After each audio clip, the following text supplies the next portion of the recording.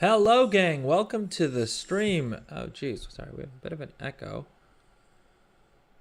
Hello, gang. Welcome to the stream. This is, as always, the Adrel Show, where 3 times a week on Monday, Wednesdays, and Fridays, we look at everything World of Warcraft gold making. Today, due to some personal life commitments, we're streaming a little bit earlier than usual. But otherwise, Monday, Wednesday, Friday at noon GMT. Yeah. Today's stream, we're going to pick up where we left off on Wednesday's stream with setting up a Leatherworker and an Enchanter. So far, I've not leaned too heavily on the alt army. I have maybe between 6 and 8 characters that I've set up professions on. Maybe 5 of those characters, which I've actually spent a lot of time on and effort on. And so we're going to start slowly building out that alt army, right? I'm sure all of us have a bunch of characters that we leveled through remakes or just leveled up otherwise, right? It's always worth slapping professions on them because of the way the new profession system works in World of Warcraft, The War Within, which is the latest expansion. We have the system called concentration, which is basically a regenerating resource that basically allows you to use every single profession as having a cooldown. Right, so you have a limited number of times that you can use sort of worse quality materials and still produce the highest quality items, which in and of itself means that you can make a lot more gold with your alts. And so we want to take advantage of that. I haven't used the concentration system much as excuse me, as regular viewers may be familiar, may be aware of, right? I've talked a lot about concentration, both in the lead up to the expansion as well as during the expansion, but I actually haven't been using up my concentration much, and I need to get better about that because gradually profits are shifting away from the way that I usually do things, which is basically getting very good at crafting one item and then crafting it in bulk at the highest quality. Margins for that are still there. We're not at the point where it's like unprofitable or you can't make any gold with it. I've still been making a good amount of gold with that strategy, but increasingly, if you want to make higher profit margins, and also if you just want to spend less time playing the game, you may or may not be better served by going with a concentration build. So let's go ahead and get into it. To start off with, we will do a little bit of quick cross-realm auction house stuff, just because of the fact that I've been making a good amount of gold by doing this, and this is one of the things that I will recommend anyone who's following the build that we're going to be doing for Leatherworking on today's stream to do. Which is basically selling on other realms, and the way the new expansion works makes it super easy. As you'll see, this guy's a level 10 allied race, right, of Volpera, and so you can basically create, once you've completed the initial quests, you can basically create as many of these characters as you want. They'll start at level 10, and they'll start right in the capital city. For Horde, I generally recommend going Volpera because they get 8 extra bag slots as a racial, which is great for a banker character, right? Because even if you deck your character out in with the best bags, right? Let's say this character's earning you a lot of gold, right? You're happy with that, and you decide you want to invest. Oh, geez, 1 second. Why is I'm not seeing the correct screen on stream, which is a little concerning. Sorry, 1 second.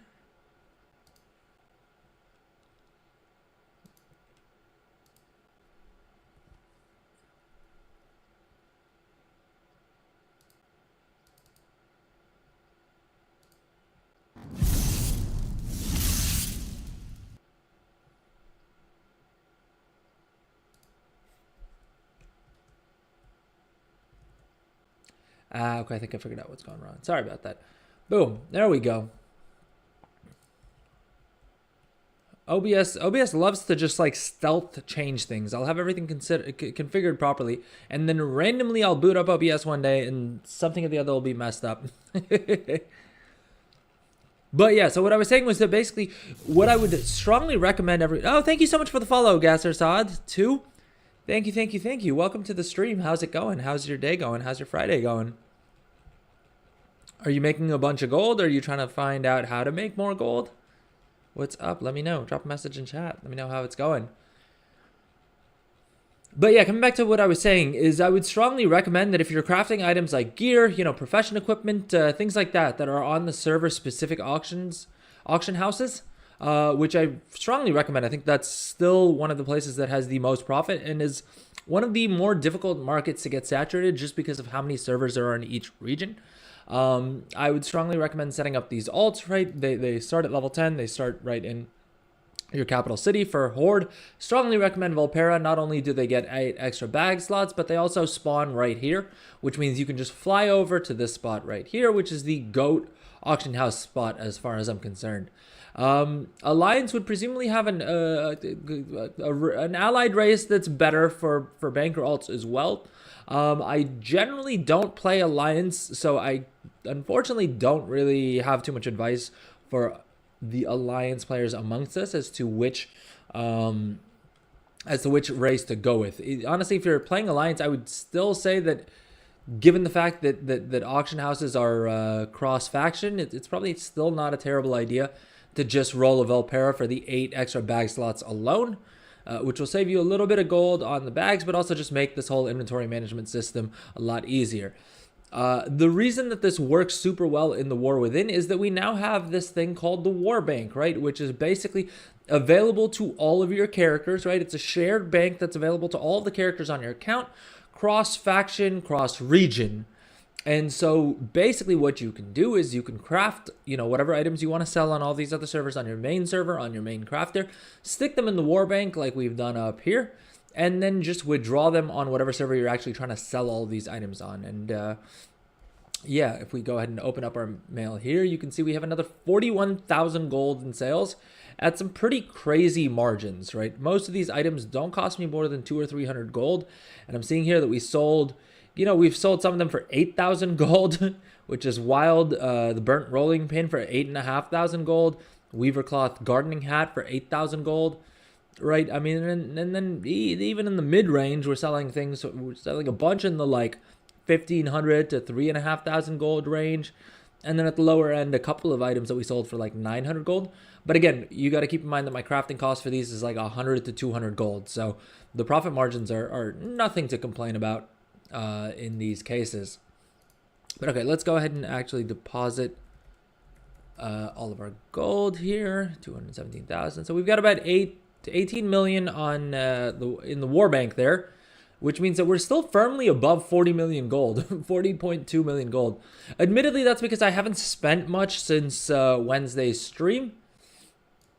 But yeah, I mean, it's good gold making all the same. All right, that said, we're also just going to hop onto my main tailor here while we're at it, because we will need to craft a bunch of bracers for us to disenchant. But okay, let's go ahead and get going with leveling up, leatherworking, and enchanting. And actually, just in saying that, I'm realizing I think we should take probably a quick little break before that, because otherwise we're scheduled to have an ad in about 10 minutes. Hey, Gasser welcome to the chat. How's it going? Thank you so much again for the follow. Very, very much appreciate that. But okay, sorry. I was saying let's take a quick little break, and then we'll come back and get into the thick of things. Like I said, today's stream we're doing a little bit earlier, and we're also going to be a little bit earlier than usual, just because I have some real life commitments. And second of all, it's also going to be a shorter stream. Unfortunately, the real life commitment I need to get to starts in about 3 hours. So we only have about 2 hours of streaming time, cutting it very close there. But I wanted to stream for as long as possible today, despite the constraints. All right, quick little break, and we'll come back. See you guys in a few.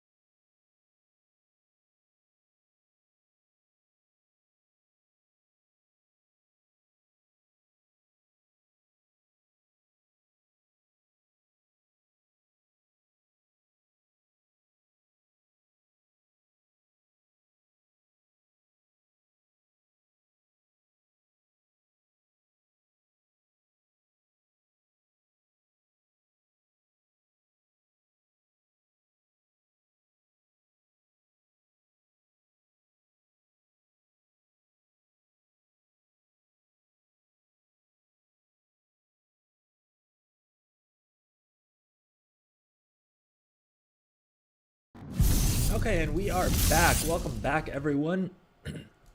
Hope you guys had a good little break there.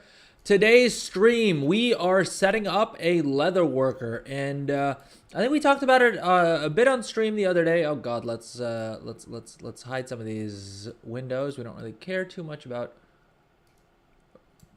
a lot of these crafts and windows, and I know that they do confuse some people just because they look so complicated, right? And we really don't need this many windows up, to be honest. But okay, this add-on, if for those of you who are curious, is called Craft Sim, and I would say is practically necessary, honestly, at this point. I know a lot of people do make a good amount of gold without using it, but I feel like you basically be playing with one arm tied behind your back, which is never a good move, right? Especially in a game as competitive as World of Warcraft auction housing. As competitive as the World of Warcraft auction house is these days, is the way I meant to say that. But okay, first things first, we have gotten ourselves crafted our green profession equipment. And so let's go ahead and equip all of that, right? Because that's going to give us crafting stats as well as some skill. I'm actually working on releasing that video that we put together on stream about the crafting stats the other day. I'll be putting together a condensed little video, still working on my editing skills, so that's why we haven't seen that just yet, but I'm gonna try and release that this weekend, so hopefully that should be up for you guys. But if you are curious about any of the crafting stats, drop a message in the chat or in the comments if you're watching the video on demand later on, and I'll be happy to link you to it. Otherwise, you could just check my channel on YouTube or on Twitch, for that matter. You can check the Twitch VODs. And there's one called Crafting Stats 101, or at least it has that in the title. And that'll link you, that'll give you the little video there. But okay, first things first. Generally, what I'm going to recommend is for most professions that you're that's not the window that I want on stream. I had the window that I wanted to show open, and then I knowingly opened another tab instead. So let me find that real quick off stream, and then switch it back on. All right. So to start off with, for leveling most professions, what I tend to do is come over to a site like wow-professions.com. All right, I'll go ahead and link their leatherworking guide here so that if you guys want to follow along, it's a little bit easier to do so. But basically, I tend to use a site like this. Wowhead has some guides as well, right? There's a lot of different sites out there that you can use. But generally, I like using a guide like this primarily to figure out roughly what amount, what quantities I need to buy for most of these items. I'm just realizing our vertical viewers can't see that super well, so let's try and remedy that issue here. Is that better? There we go. All right, so yeah, a site like WoW Professions is super handy because it will in the background. Okay. Technical issues as always on the stream. What's up, Master Louie? How's it going? Weird time, but okay. Yeah, so unfortunately, like I mentioned, today's stream was gonna be a little bit earlier and a little bit shorter, just because I have a real life commitment I need to get to this evening. I try not to ever have to move the timing on our streams, just so it's easier for viewers to tune in as regular. So I'm glad you're able to join despite the weird time slot. But yeah, unfortunately, this was an opportunity that I just couldn't really get out of. So yeah, for today's stream, we decided to do a little bit earlier. But also, given the fact that we did it at a different time slot this Friday, we're not doing a giveaway. But maybe we'll do a bonus giveaway next week sometime. Let's see. I'm excited for the streams that we have coming up for next week. Monday stream at least. Well, so on Monday's stream, we're basically going to be going through setting up a profession from scratch, right? We'll cover two of the builds, a tailoring and an enchanting build that I think is the best starting point for more or less anyone who's trying to get started in gold making. And we'll start right from scratch, right? We'll take a fresh level 70 character and get them set up with the two builds that I recommend everyone has. which is going to be basically a tailor and an enchanter. And yeah, so look forward to that. I'm excited to do that on Monday's stream. And then we may have something cool on Wednesday's stream. Still trying to work that out, but we'll see.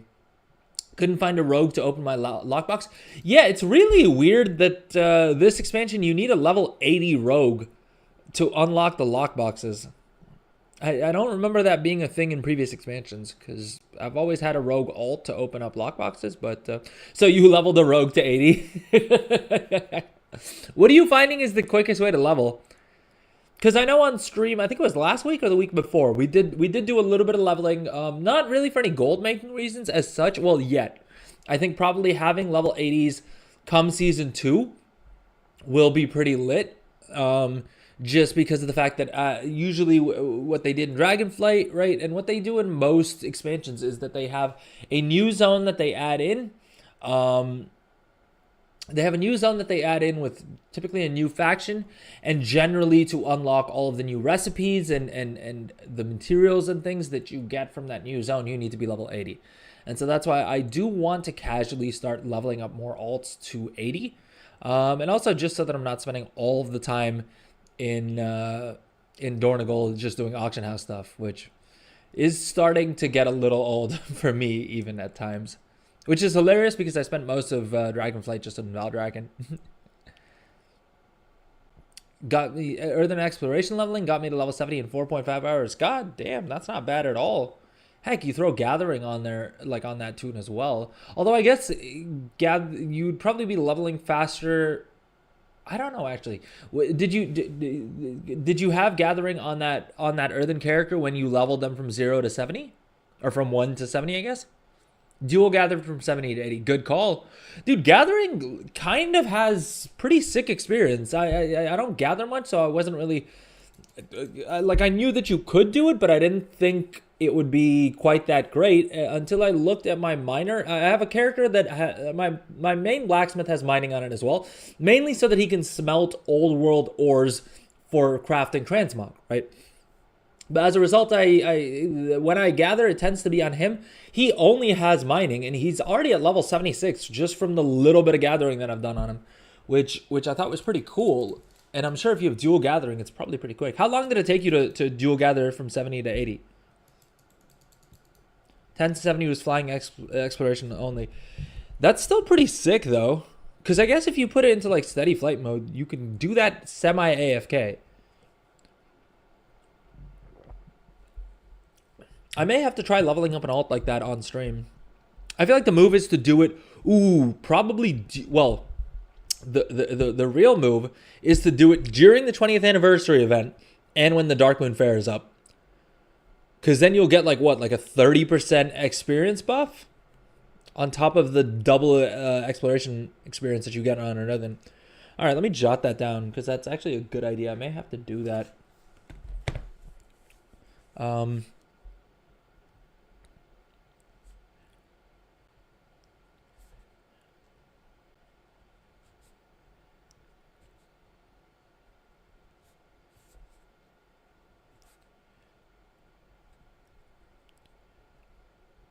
I feel like if we can, I feel like hopefully the buff can get us down to like 3.5 hours, which is decent enough for a stream, assuming I don't get distracted along the way, which is not a fair assumption to make in the slightest.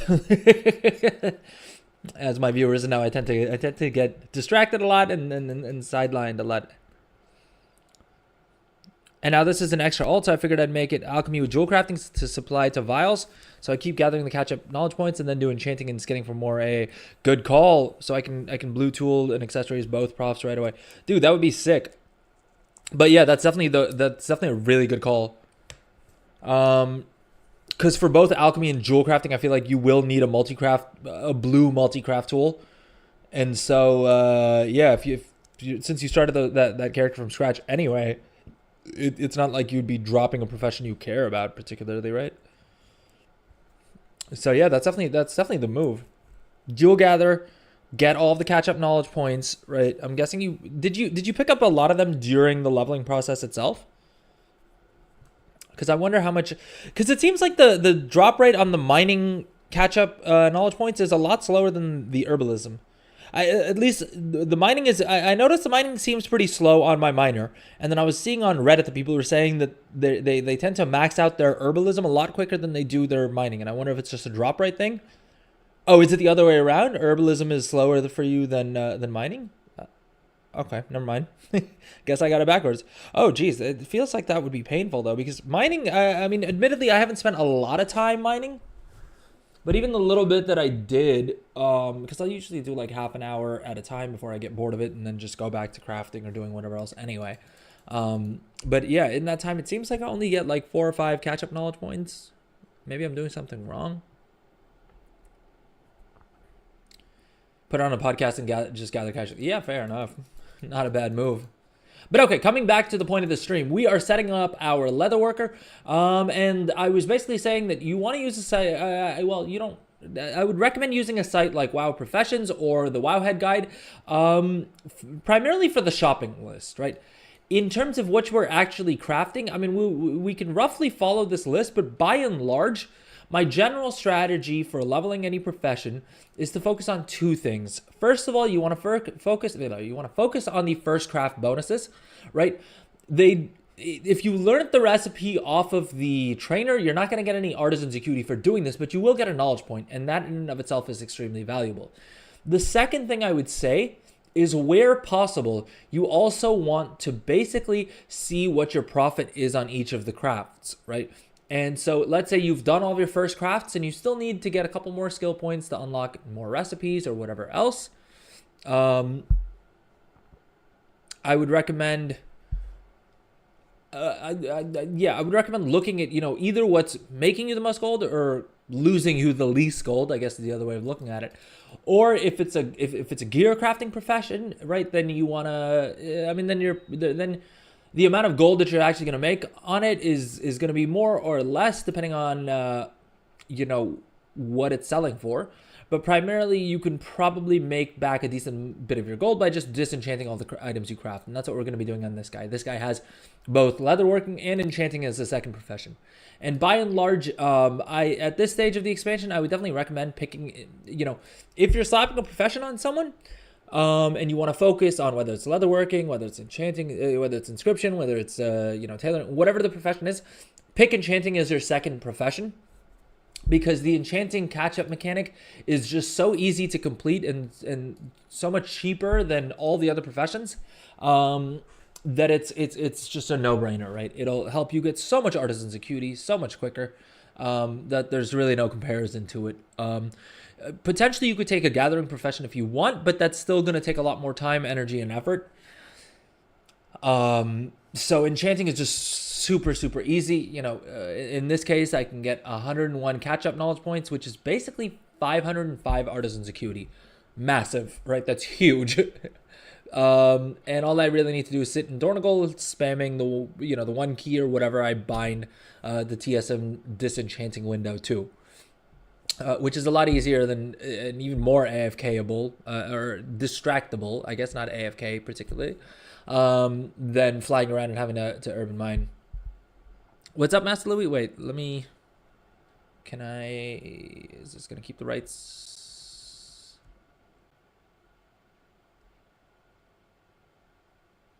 The hell?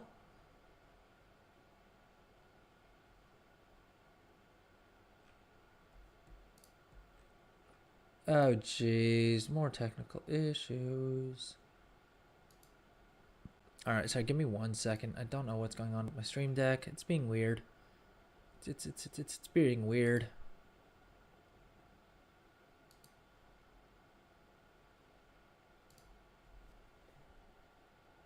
Let's see, there's a button.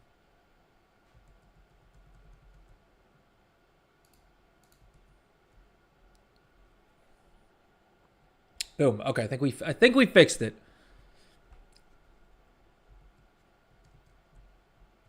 But okay, sorry, I'm trying to open up Master Louis' link here.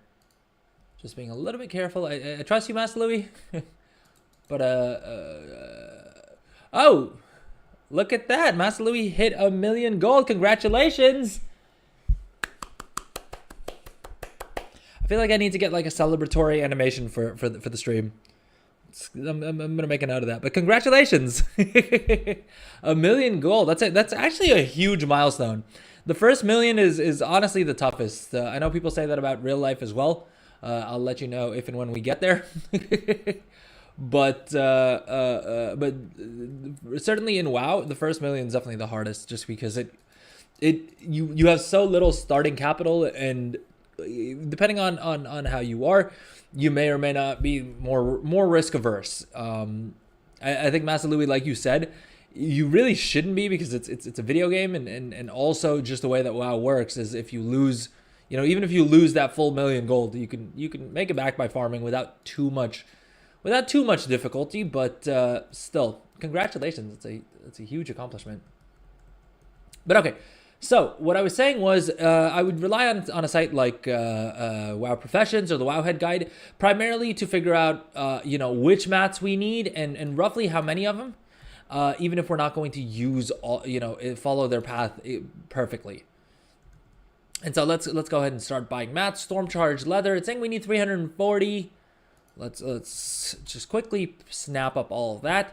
And also, just so you guys know, I transferred only about 200,000 gold over to this character, so that we can sort of get a bit of an estimate of how much it costs to level up the profession.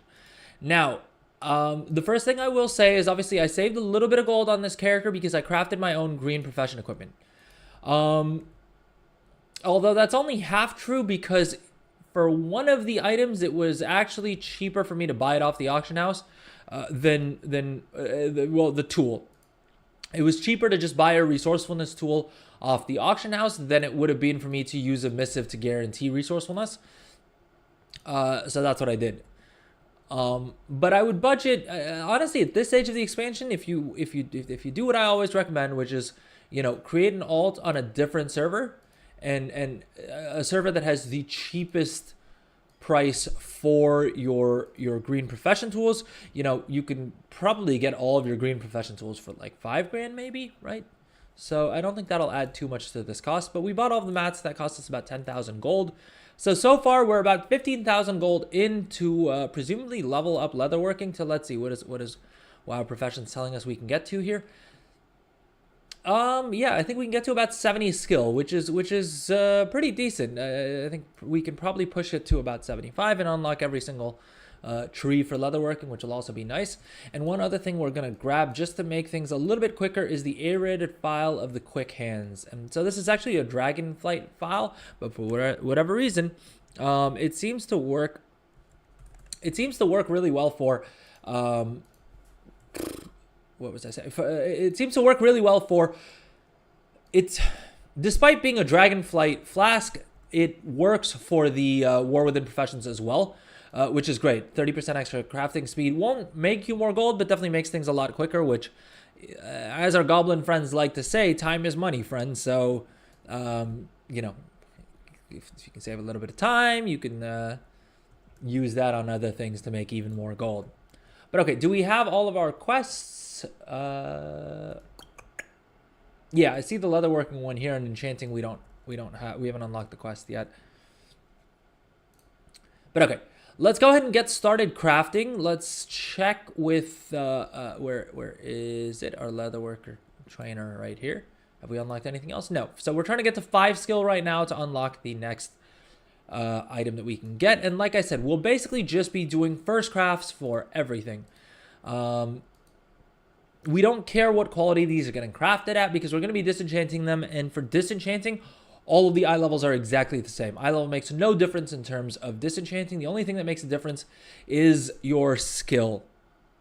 And of course, being having all of your points embedded into disenchanting. And so for those of you guys who join Friday's stream, just by flying around and picking up all of the different knowledge point treasures, as well as the rep knowledge point book and also the cash knowledge point book, we were able to get to about 49 knowledge points, right? Which is great. That's a great starting point. We will also be getting a lot of knowledge points from doing all the first craft bonuses. What is this? Are we actually making this stupid of a profit on this? This is kind of wild. because, you know, once we actually have points spent, or once we have enough skill, we'll be able to guarantee these at rank 5. And 576 gold profit is pretty lit for something that you don't need to spend any knowledge points on or anything. Anyway, let's filter here by first craft bonus, just pick up the pace a little bit. And again, I don't care about the quality that these are getting crafted at, simply because of the fact that we're gonna disenchant everything anyway.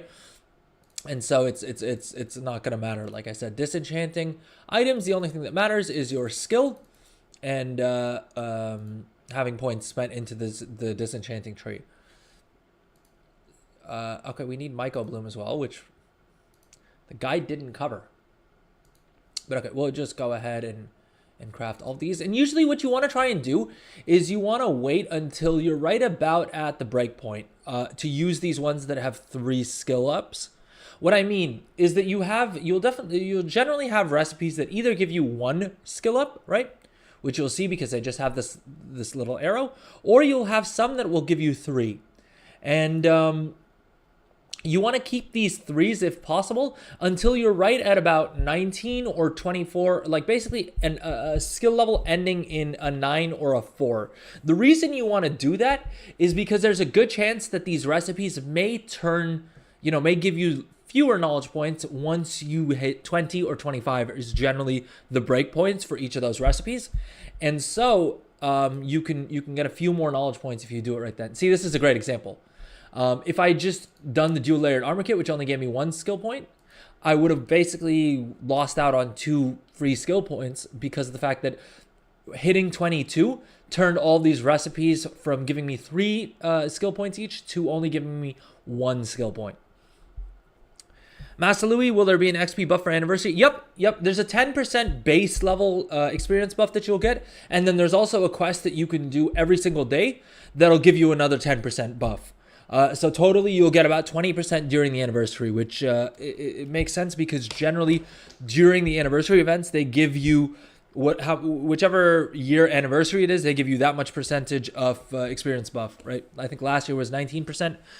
This year's the 20th anniversary, so they're giving you 20%, but you will have to just do a very quick little daily quest to unlock the second 10%, which is fair enough, I think. Hot damn, and then the warband buff. Yep, the warband buff's another 25%. Dude, yeah, they're doing a lot.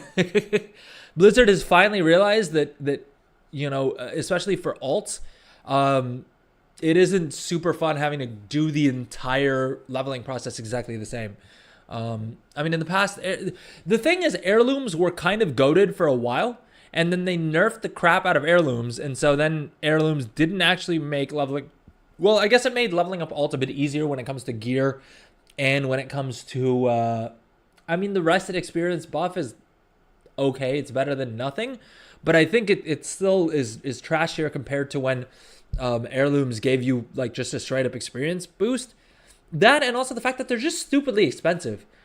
So much so that I've said it before and I'll say it again. I'm sitting at 40 million gold. I'm still pretty cheap, but I still don't have, I barely have any of the heirlooms unlocked. I have a handful of heirlooms unlocked, but none of these are upgraded to max level because it's just not worth it. I don't think the benefit you get from heirlooms is worth how much they cost. Do I know how long the buff will last? Yeah, so it's basically the entirety of the event, but the event goes for pretty long. I don't remember the exact dates. Let me see if I can pull that up for you. But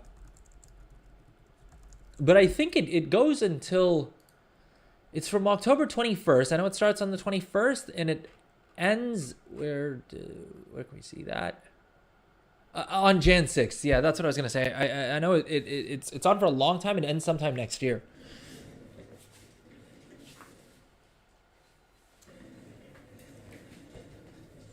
But yeah, sorry. So it is. It's from October 22nd to Jan 6th. Is basically how long the event's going to last, which is super long and plenty of time to level up any alts. Or if you missed remix, you can level up alts for professions during that time. And yeah, I think it's great. I think they finally realized that gating. What do you call it? Gating the leveling process is just not a great move. Because more people are likely to level alts if it's super easy, right? And that overall probably increases sub length, like how long people stay subscribed to the game. Which, let's be honest, I mean, is a major factor in a lot of Blizzard's decisions, which isn't always for the best. But I mean, it's they are running a business, so I mean, they got to do what they got to do, right? Investors aren't trying to subsidize our game playing experience as much as we would like them to.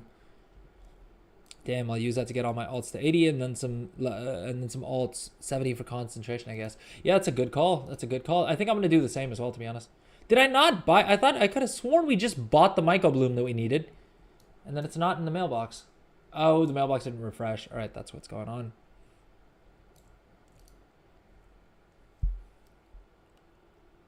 Maybe get a second account and do earthen leveling with a dual mount. Dude, I didn't even think about that. I was thinking about leveling up earthens based off of what you said, but actually, yeah, you're right. With the multi-person mount, I can do 2 characters at once.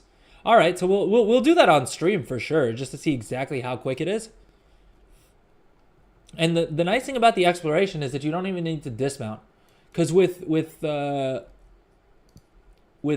and herbalism, it gets a little bit tricky to use the multi mount.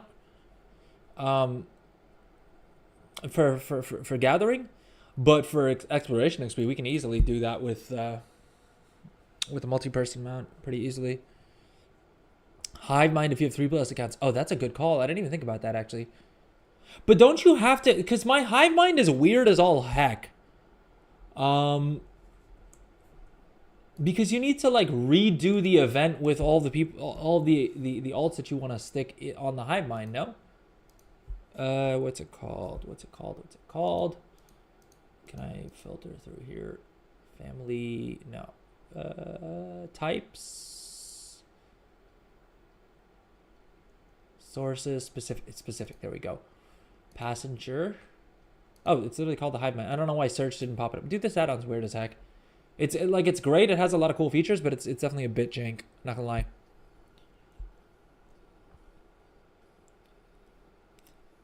You can make a video out of that and earn all the cash.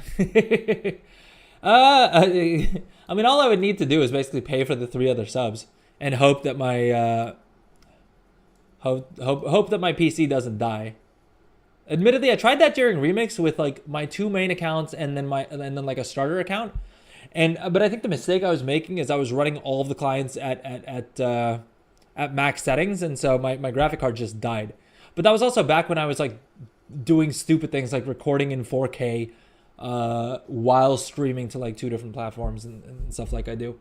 What's up, Cylindrus? Welcome to the stream. How's it going? How's your day going? How's your Friday going? But yeah, no, what I was saying was my hive mind is weird in that it doesn't allow my characters from on both of my accounts to ride the same mount, which is kind of weird. Because it says that, oh, you need to have like done the thingamabobber with them. Like you need to have done the way you unlock the mount is what you need to do. See? Only other members of their hive mind may join with them. Wait, can you guys? No, sorry, you guys can't even see that. Can you? Okay, OBS. Well, not even OBS. It's more so. It's more so. Stream Deck that's just being weird.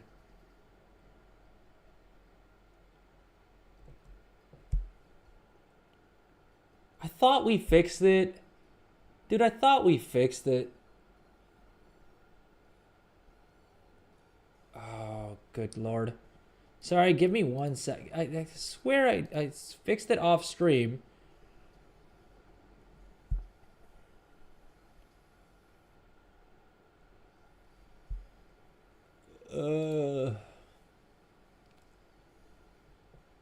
If I undo.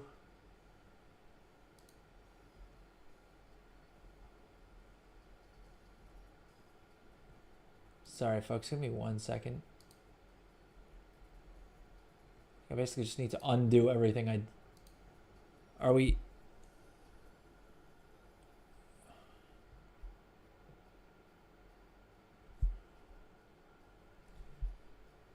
Gosh dang it. Okay, sorry. Technical issues as always. Is it really the Adrel show if we're not dealing with a bunch of different technical issues? I would argue not. I would argue not. The heck?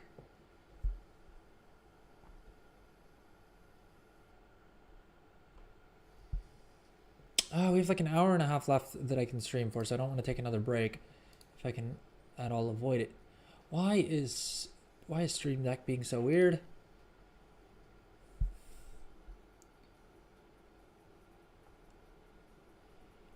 All right, let me catch up on chat real quick. Post it like one of those clickbait videos.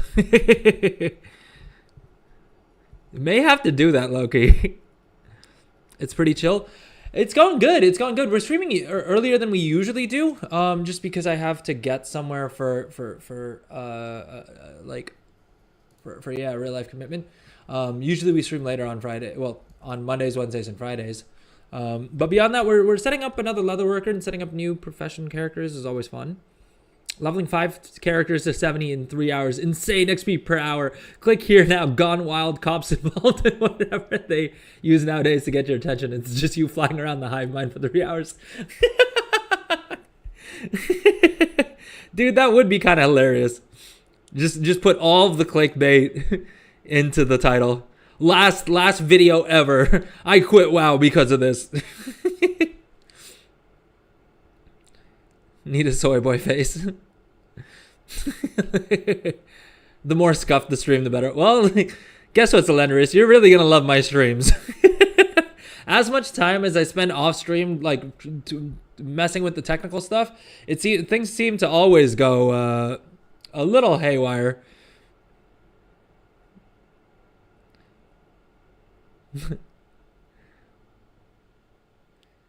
You know, people who make those videos might as well be the first to cash in a bit. Someone already made a video saying like I found the most insane way of leveling in WoW, and I think they got like 200,000 views on it. Which I'm not gonna lie was one of the reasons why I was like, oh, maybe I should also do one of those stream videos, like do one of those videos. But I'll do it on I'll do it during the anniversary event. Because then I'll have a more clickbaity. The problem is, and Master Louis, I feel like you've watched my stream for long enough to know that like anytime I attempt any sort of speed run or to do anything quickly, things A, go horribly wrong, and then B, I end up taking way more time to do it just because I get super distracted. I mean, think about what's happening right now. We're supposed to be leveling Leatherworking, and instead I'm trying to show you guys that I can't mount the hive mind on my alt characters. But yeah, so this is what happens if I try and mount join the hive mind on my other character. It says only other members of their hive mind may join with them, and it's like, what do you mean, Blizzard? What does that mean? I like literally me, right? Was the one who got this mount. They both got the mount in the exact same damn way. So how could they not be a part of the hive mind thing? Only other members of their hive mind may join with them. It's like they're literally the same player. They did the puzzle together? Well, no, because I did it on my main character. And so, I mean, shouldn't it also copy the thing from all the others? Like to all of the other alts? Or am I supposed to have two, characters from two accounts and then it'll work? Or my guess is that it's probably just that if, you need to literally do it on those characters, which means it won't work for the Earthen anyway, because I'm not going to be able to do it at level 1, right? Making an apology video too.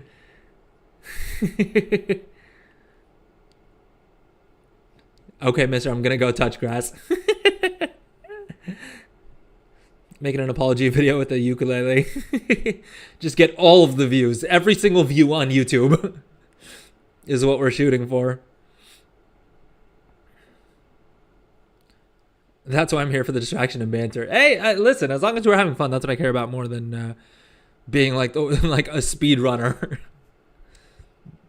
The player can then carry only the player's group with you when you last completed the hive mind ritual. Yeah, I don't know, man. So that's what's weird. So do I need to take? Or okay, 1 second. It says literally the player can carry only the player's group with you. So again, does it mean player or character? The way it's phrased, I feel like it probably means the specific character, which kind of sucks. But yeah, basically means that dual mounted flying is the move. Although I think in the next patch, Drakthir are getting the ability to fly in trios, right? They can fly in like formation, like they can fly in a formation of 3, and so then you'll have technically a 3-person, like you'll be able to do 3-person mounted stuff, like dragon riding stuff, which will be pretty cool. But I don't think you can be an earthen evoker, so it kind of doesn't work. Exactly, misses the exploration Rachel bonus experience. Make the videos clickbait anyway with the hive mind, and then another follow-up video explaining it doesn't work, but dual flying does. And then a third video apologizing for the misinformation. Triple tap that audience. Hey, listen, the funny part is that isn't the worst idea. Because there's a honestly, the way content works these days, there's a non-zero chance that low-key works. And it does. I try to minimize how much clickbait I put in, but at the same point, like I'm not gonna sit here and pretend like I don't want more views on my stuff, right? And so like it works, and so you end up kind of having to do it if you really want to grow. I try to minimize how much I do it and try to not be as dishonest about it, but like it just does work a lot more. And the rage will make it look like you got engagement on your video, so it moves up the algorithm.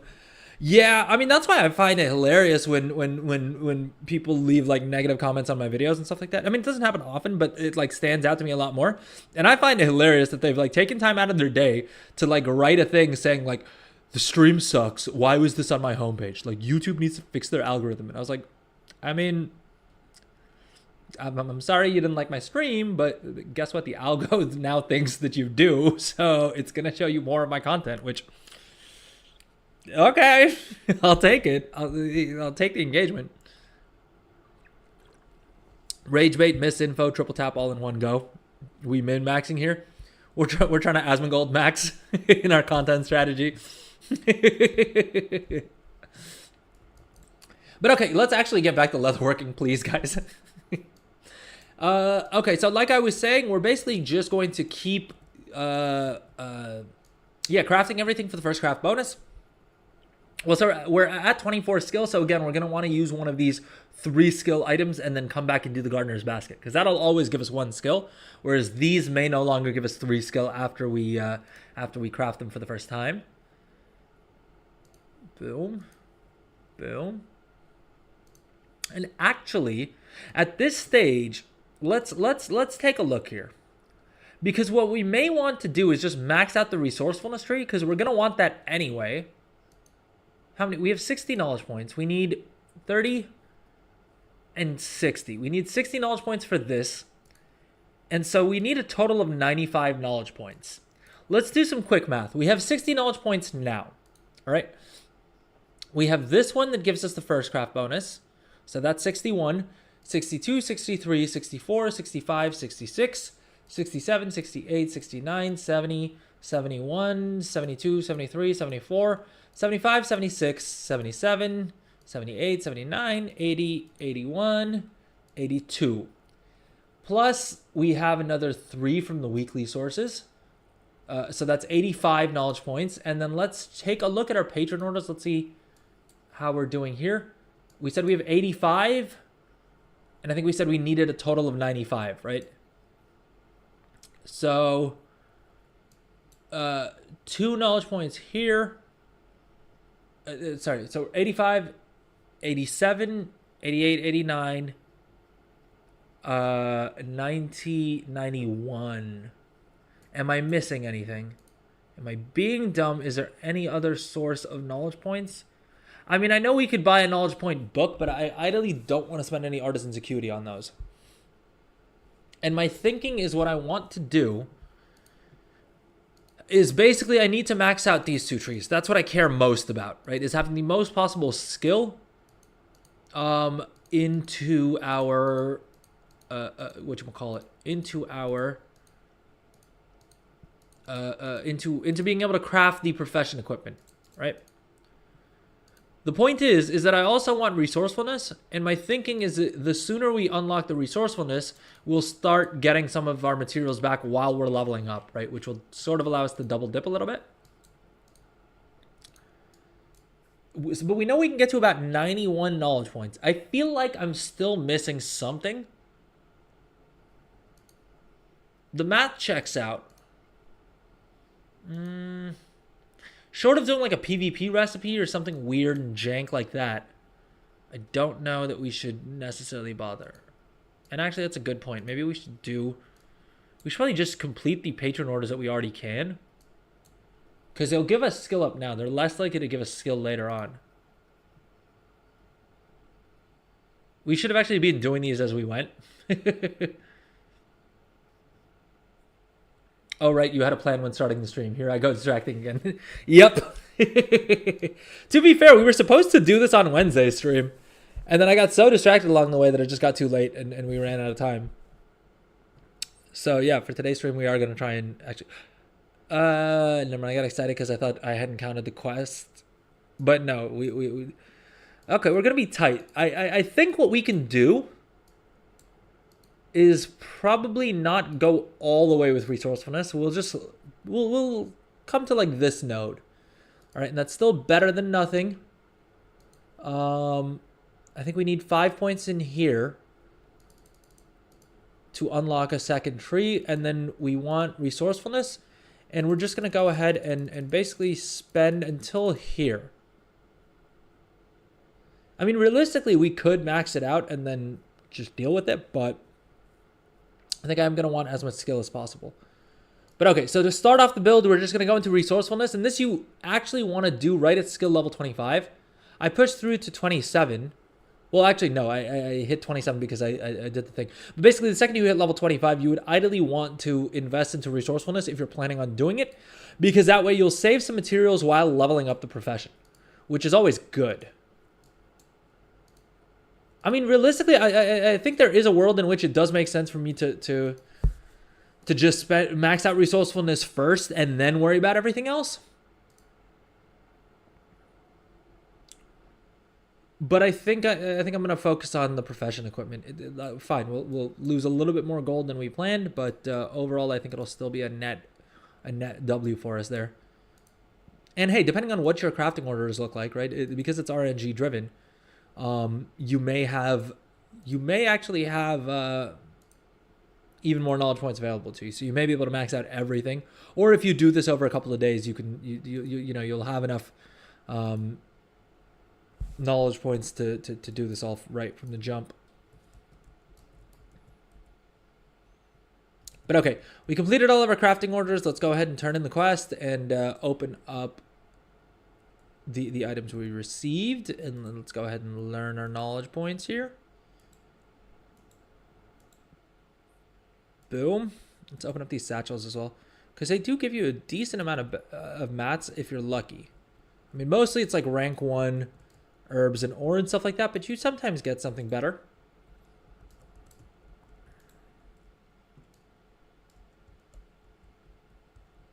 I guess we did kind of screw up my little calculations as to how many first craft points you'll get, but hey, it doesn't matter all that much. Like I said, knowledge points aren't particularly hard to come by anymore. Just because of the fact that since you can slap enchanting on anyone and get a boatload of artisan's acuity, you can pretty easily get all of the knowledge point books if you so choose. I mean, I'm still of the opinion that I feel like the tools are more useful, but depending on the build you're going for, you may value knowledge points more, in which case go for that. All right, and predictably, the WoW Professions Guide didn't expect us to craft all of these, and so didn't include mats for them. But what we will do is we're gonna quickly do the first craft bonus, the first craft items that we already have the items for, right? 36 high shape recover. How are we already out of storm charged leather? We bought so dang much of it. Oh well. Let's see what our crafting results. We've already lost about 3,000 gold so far. Let's craft each of these. These all turned yellow, which is not great, but it is what it is. Oh, and they're green now. That's not good. That's not what you want to see.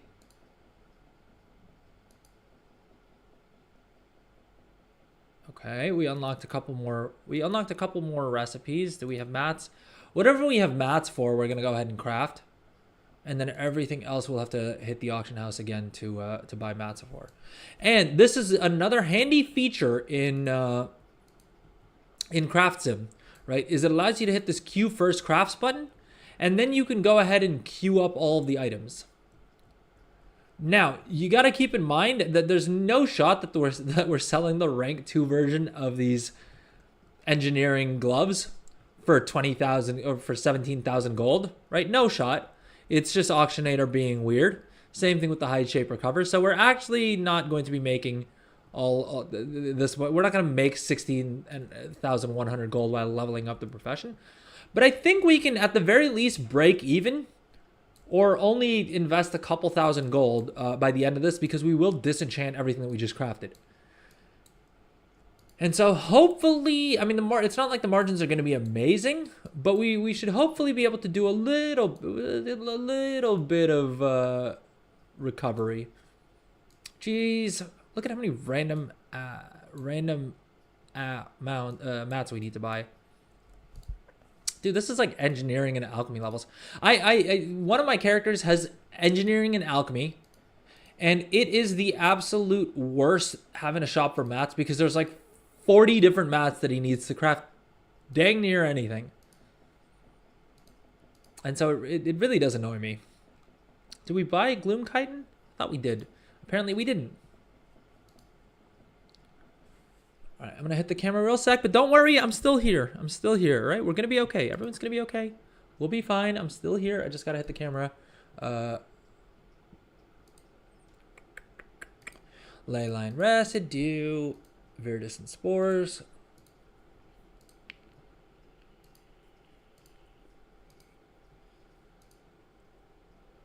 My true form. Yep. Goblin maxing.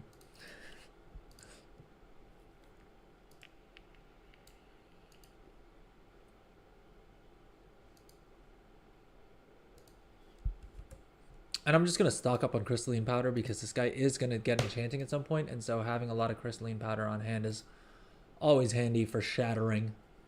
Do I need to buy a carapace back to hide? Probably not, right? Because I'm going to be crafting one. Honed bone shards. We'll need one of those. And I wonder if any of the mats that I already bought we didn't need to buy, because we're going to be crafting for the first craft bonus anyway. There's a very good chance of that. It's like the scene with Mystique. Wait, which scene with Mystique? And sorry, who's Mystique? I'm sorry, I didn't get the reference at all. My bad.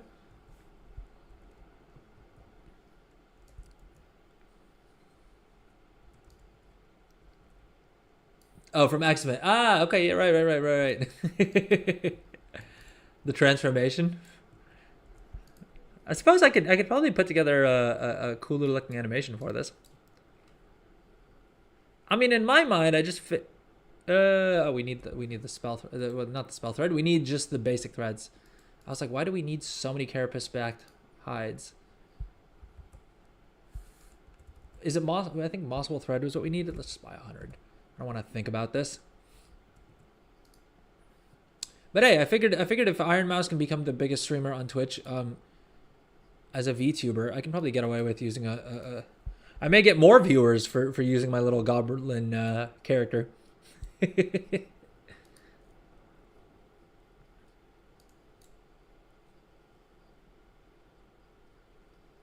Why does it think I don't have the correct tools equipped?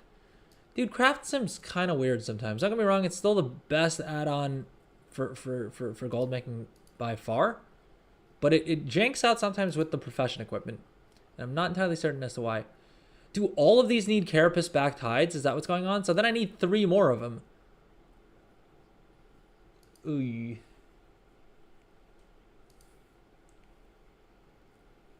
But okay, so we're just gonna use the craft sim interface here to do all these first craft bonuses.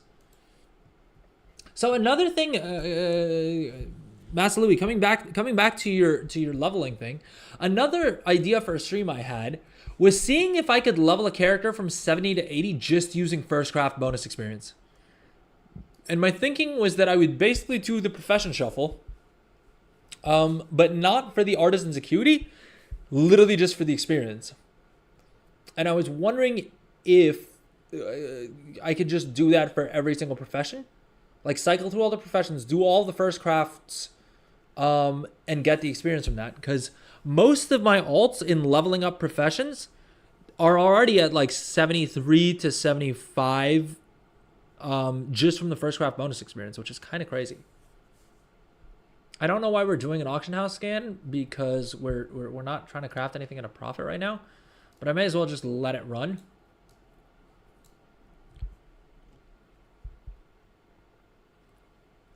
And by the way, if you're enjoying the stream, please consider dropping a follow, a sub, right? If you're watching on Twitch, please consider using your Twitch Prime sub.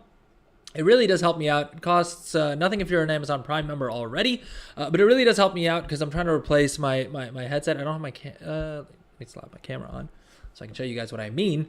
Yeah, I'm trying to replace my janky broken headset because it basically is just like hanging on my shoulder and keeps like hitting me in the shoulder, and it gets kind of scary at night because I keep thinking that someone's tapping on my shoulder super late at night when I know my wife has already gone to bed. So if you want to help your boy out, please consider subbing on Twitch. Again, you could just use your Prime sub, and if you're watching on YouTube, please consider subscribing on YouTube as well. It does really help me out as well. If you're watching on Twitch, follows help as well. Yeah, like, comment, subscribe, right? We know the things. We all know all of the things that all of the people have drilled into our heads of what to do to help your boy out. Probably don't need to recap for everyone. But the dingle dangle is endearing. All right, well, if we get enough support, we'll run a poll and we'll decide if I use the new headset on stream or just off stream when I'm editing and things. Is that a workable solution?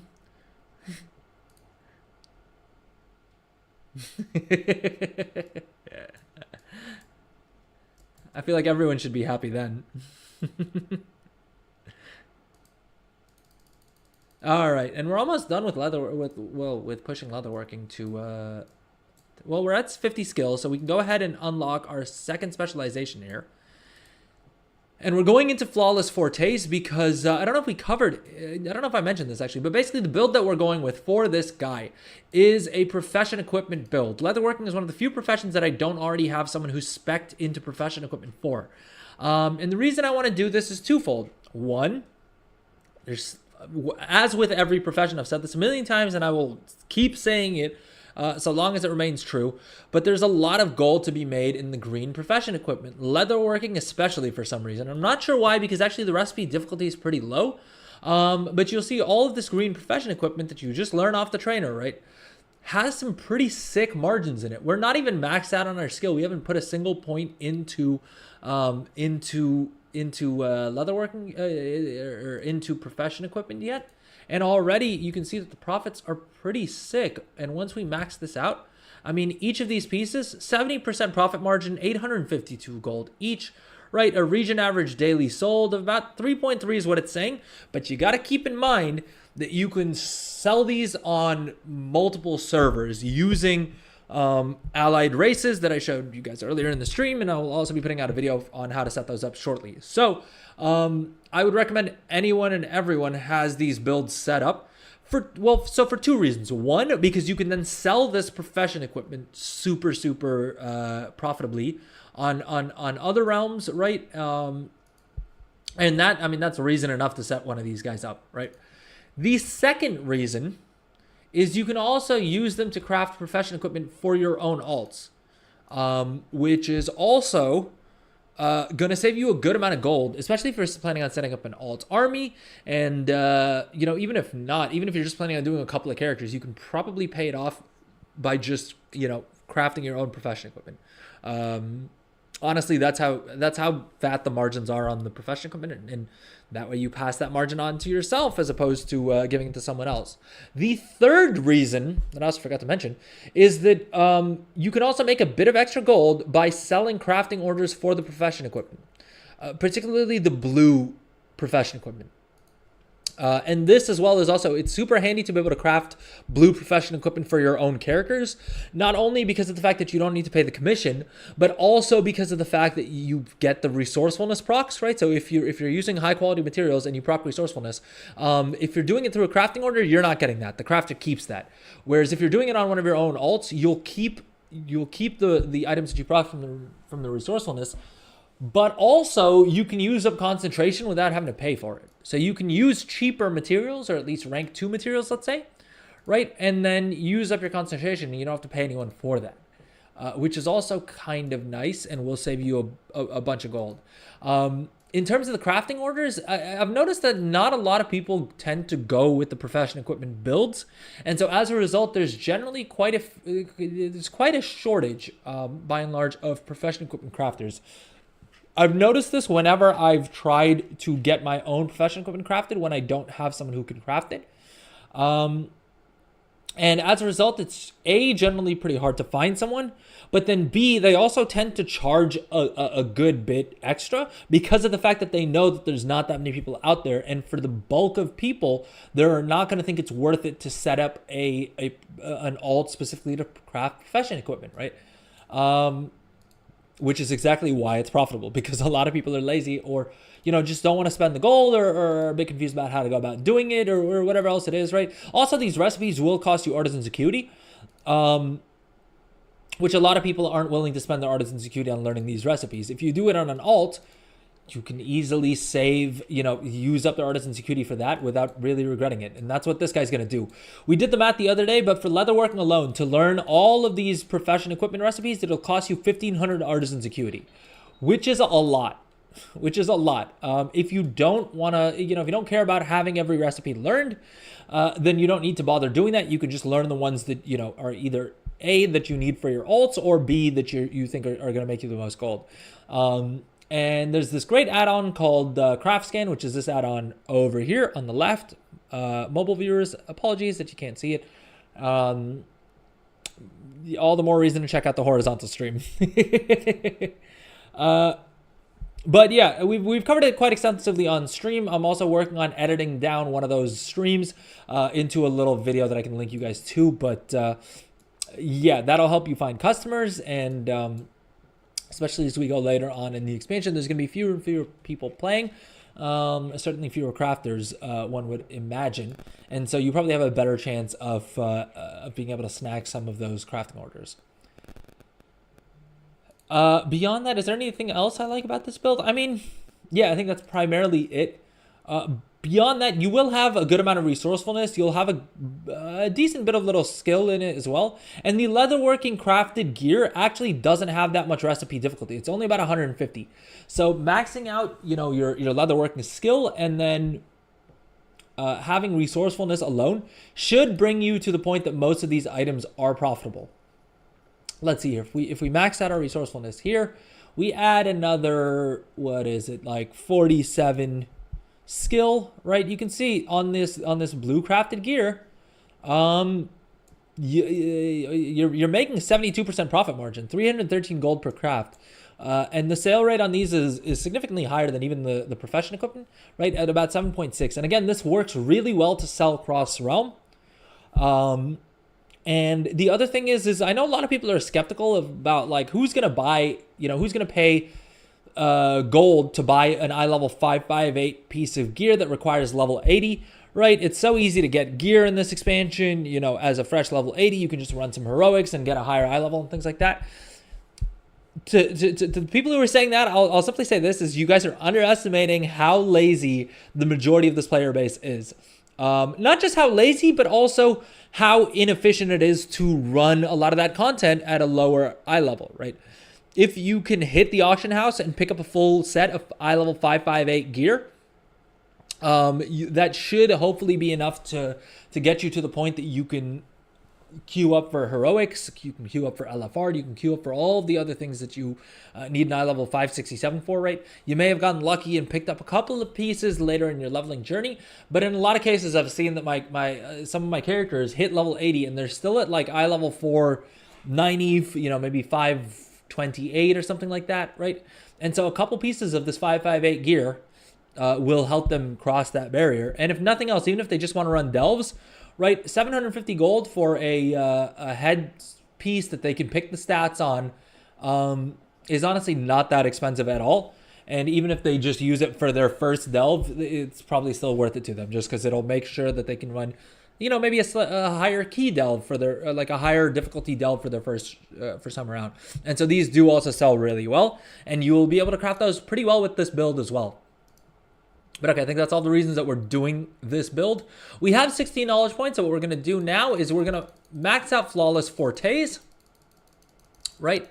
And a nice side advantage of that is that we'll also unlock another 4 or 5 recipes through these other trees, which in and of themselves give us some knowledge points back. But then also, actually, hold up, I think just with these, we should have on paper enough knowledge points to be able to max out this tree and resourcefulness as well. But anyway, let's finish this off. So we're maxing out Flawless Fortes. This will give us base skill as well as I think some resourcefulness and some ingenuity, which is also nice to have. And then we're going into epic ensembles, and we'll learn in this tree, and we'll max this out as well, and we'll dump all 30 points in here as well.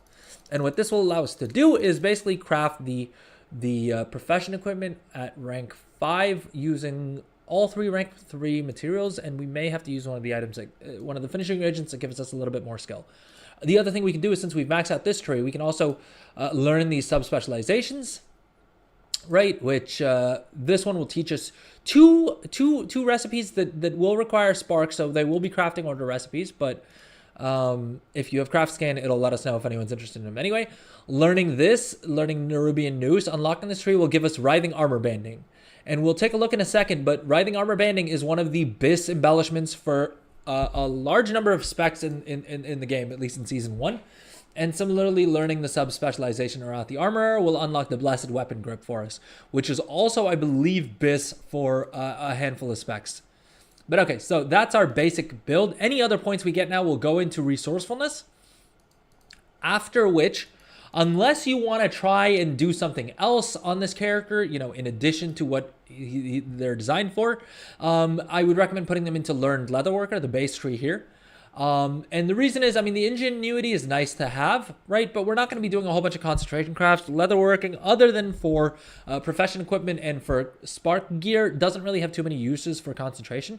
The main reason we're doing this is just because of the fact that this last node here will give us another 45 resourcefulness, which is nice to have. Yeah, this build isn't really going to benefit much at all from multicraft, so we're not going to look at the multicraft tree as such. Probably after we max out this tree and get the bonus resourcefulness from here, I would say go into ingenuity, right? Even if it's not the best stat, it's still nice to have and will allow you to do more crafting orders that use concentration. I mean, you could still sell your concentration for a good bit, right? And I think that'll remain true through the rest of the expansion.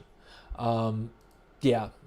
I'm trying to think if I could seriously recommend any of these other trees within this build, and honestly, not really, because any of the beastly bulwarks, Nerubian Noose, or Arathi armor with this build would really only work for crafting the gear that comes from that, and for that you would need to go into the luxurious leathers or concrete chitin trees, which I can in good conscience recommend. I would say, you know, max out this tree. If you happen to gather any other knowledge points, stick them in Learned Leatherworker, right? And you get another 45 resourcefulness. It's not going to be worth a whole bunch, but I wouldn't bother doing a lot of crafting orders and things. I would do them maybe for the Artisan's Acuity, but not specifically for the knowledge points. This isn't a case where you're going to benefit a whole bunch from really min-maxing your your knowledge points beyond this stage. But okay, let's queue up our first crafts. 800 gold to craft one of these, and that's just because of Profane Tinderbox. Dude, Profane Tinderbox prices did go up a decent bit. I mean, they're no longer down at like 200-300 gold. They're at 800 gold, which is, I think, a fair price for them. I don't think they're as hard to acquire anymore. Well, not I don't think they literally are less hard to acquire. But funnily enough, if you had bought at like 300 gold, you could have doubled your gold pretty easily on profane tinderboxes, which I don't think too many people saw coming. Although maybe, anytime I say something like that, I'm always like, well, there was probably one dude out there who called it. You know what I mean? Honestly, I'm not even sure if this first craft bonus, our what do you call it? The writhing armor banding is worth it. Because honestly, like I said, we've already got all of the important knowledge points spent. The only remaining ones are going to be the points we put into resourcefulness. And most of the items we're going to be crafting aren't really using anything super expensive. I think there's one of these profession equipments. Is it, which one was it? I thought one of these required like a profane tinderbox like that.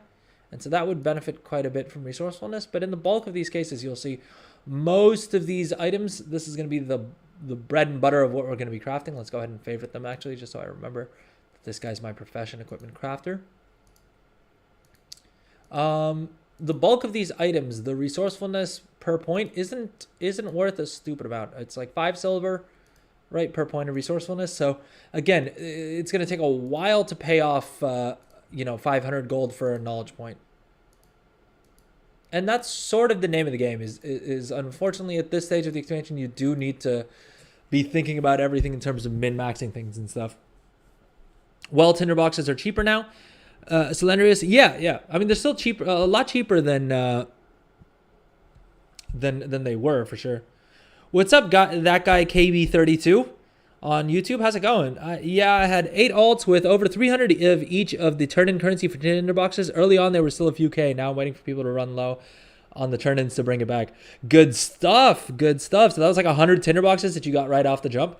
Yeah, I mean, so the hotfix went live at like 4 a.m. my time. I was literally like wrapping up for bed, which was admittedly too late, right? Don't give me too much crap for going to bed at 4 a.m.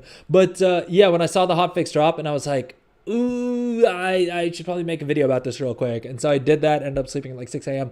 But before that, I did also hop onto one of my characters and like list whatever profane tinderboxes he had on him, with the hope that I would be able to like still sell them for like a couple grand before it dropped. And yeah, the prices were just falling too quickly. It was like 400 tinders per tune. Dude, that's wild. The hotfix where you can purchase them now. Yeah. So if you head over to the blacksmithing supplies vendor, there's one right next to the blacksmithing trainer right here in inside the like forge area, right?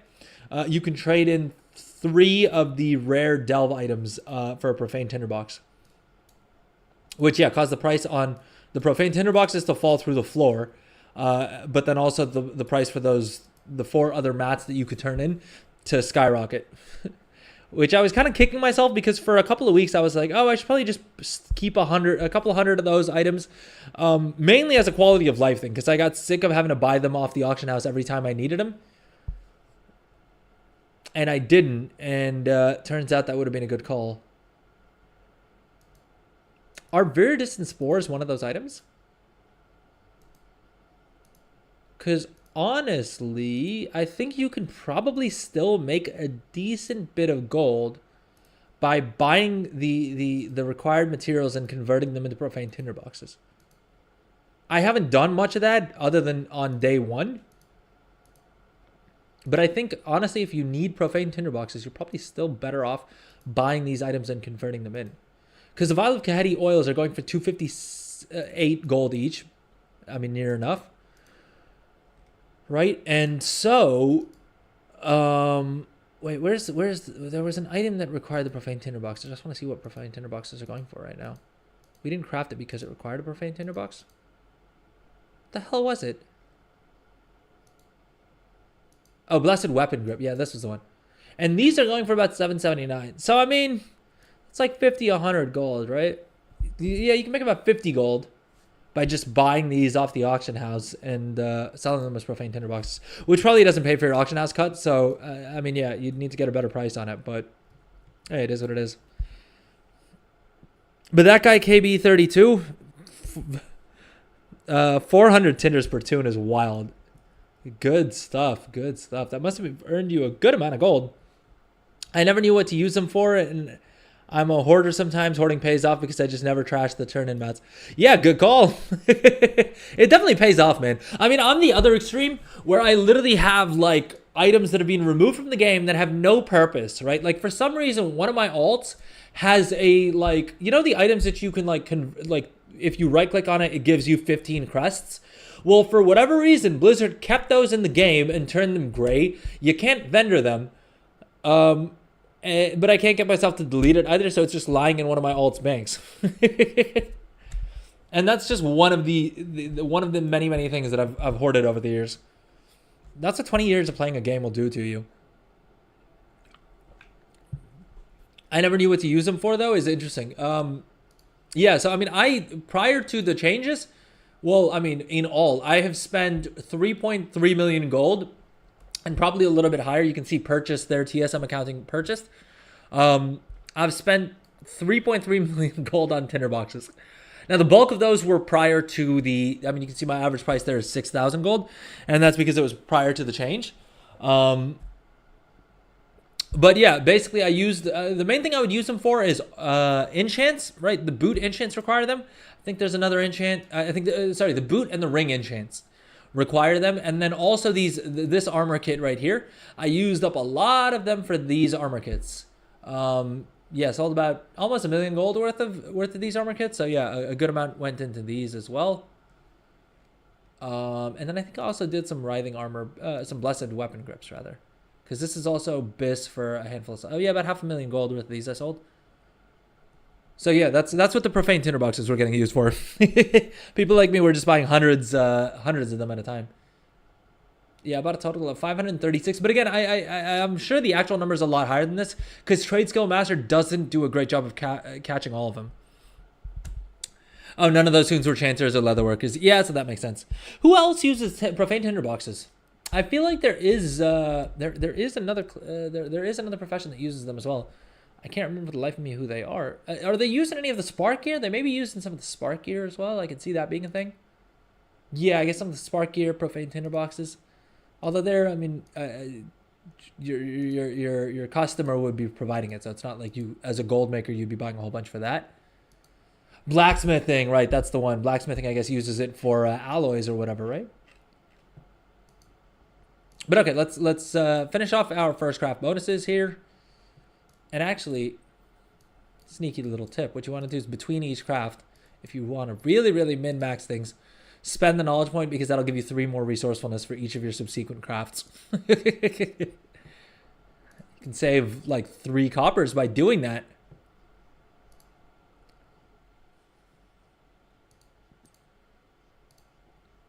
And with that, I think we're kind of done with the build. Aren't we? 24. We need to get to 25 to unlock the 30 bonus resourcefulness there. Blacksmiths, that's what my 4 alts are, so I know that one. Ah, okay, good stuff. What, did you go alloy builds? Because I know people made a boatload with alloys. Yeah, I didn't hop on that early enough. Because early on, actually early in the expansion, I thought that there may be a good amount of gold in alloys. But every time I tried to work out the builds, I couldn't figure out how to get it to work. And honestly, I was just making so much gold with other things that I didn't really bother with it. And now I feel like it's been covered by YouTubers so much that I would be surprised if there's much profits left in it. But I'm always surprised because the Disenchant Shuffle does still have a good amount of gold left in it, which I thought was interesting because I didn't expect that to be the case given how many YouTubers covered that for content. 2 alloy builds and 1 prof gear, 1 axis. Yeah, the prof gear build is money, dude. Blacksmithing profession tool. I mean, I say this about every profession. You should have at least 1 character that's spec'd into profession equipment. Not only for your own alts and stuff like that, but also because the profession gear just makes so much gold. It will always be a great way to make gold. Yeah. It's not as lucrative now unless you multi-craft proc for alloy. Yeah, I mean, I think with any of those consumables, anything that has multi-craft as an option. I mean, I think with most crafts these days, if you're not crafting like at the bare minimum, I would say 20, but realistically 50 or 100 of any given item. The RNG is going to be so all over the place, right? You may not break even. You may struggle to even break even.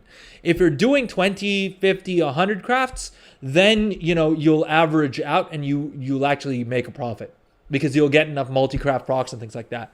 Crafting less than that, you could get really lucky and proc multi-craft on every single craft, or like at least enough that it's profitable. But increasingly, you could also just not have a single multi-craft proc in those 3 or 4 crafts, and all of a sudden you're not making any gold at all, unless you're using concentration. Then you can probably force a bit of profit in there. Sanctified was like 9K for one. It's sub 4K now. Well, so I'm guessing what happened there is probably A, the profane tinderbox prices dropped, and then B, the other thing that probably happened is also people already used up their sparks, and so they probably didn't need as many sanctified alloys to craft gear for their characters, right? At least for their mains. And if sanctified alloys are as expensive as they are, then there's not going to be a lot of people who are willing to spend that much for their ults, and so demand will naturally fall a bit. Okay, so we've basically gone as far as we planned to with leatherworking. Let's take a look at what the profit margins are. Actually, let's take a quick little break. We have about an hour left of stream. When we come back, we'll do some leatherworking crafting. We'll set up trade skill master profession groups, and then we may get into enchanting a little bit. Okay, 2000 song. Hey, I thought it was a good. I thought my playlist was semi decent, but I'm always open to suggestions. Heck, if you're watching on Twitch, you can actually redeem channel points to request a song.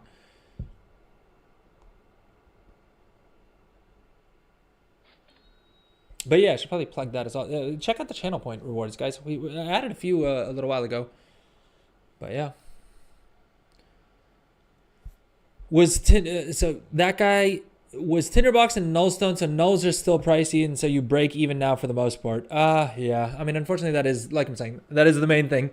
Is anything that has multicraft, you need to be I feel like at this point, to make good profits, you need to have the multicraft tree maxed out, and you probably need to use a multicraft tool, and you may also need to use mirror powder, the finishing reagent that gives you bonus multicraft. You may also need to do that to break profitability. Oh, thank you, that guy. I'll have to follow you on Twitch when I get home. Please do, please do. Really does help me out. Makes me feel better about myself. I've said it before and I'll say it again. Bigger number equals better person. I mean, I completely stole that from the streamer Ludwig. But it makes me chuckle. All right, quick little break, and then we'll come back and continue on with this leatherworker. We'll see how far we can push in terms of skill, and then get crafting and see how much gold we can get with that. All right, and then we'll also spend a little bit of time on enchanting. And basically getting all the catch-up knowledge points and also figuring out a build that we like for it. All right, so see you guys in a few. Oh, and if you haven't already, please do drop a follow on Twitch or subscribe on YouTube. Or heck, subscribe on Twitch. It really helps your boy out. All right, see you guys in a few.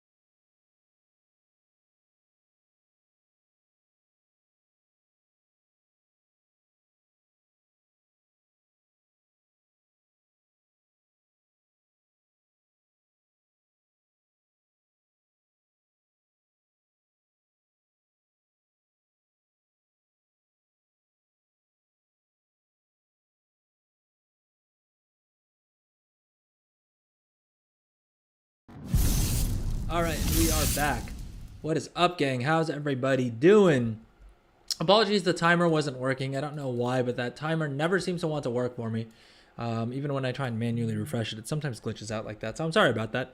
But we're back now, so we don't need to worry about the timer. How's everyone doing? How's everyone's Friday going?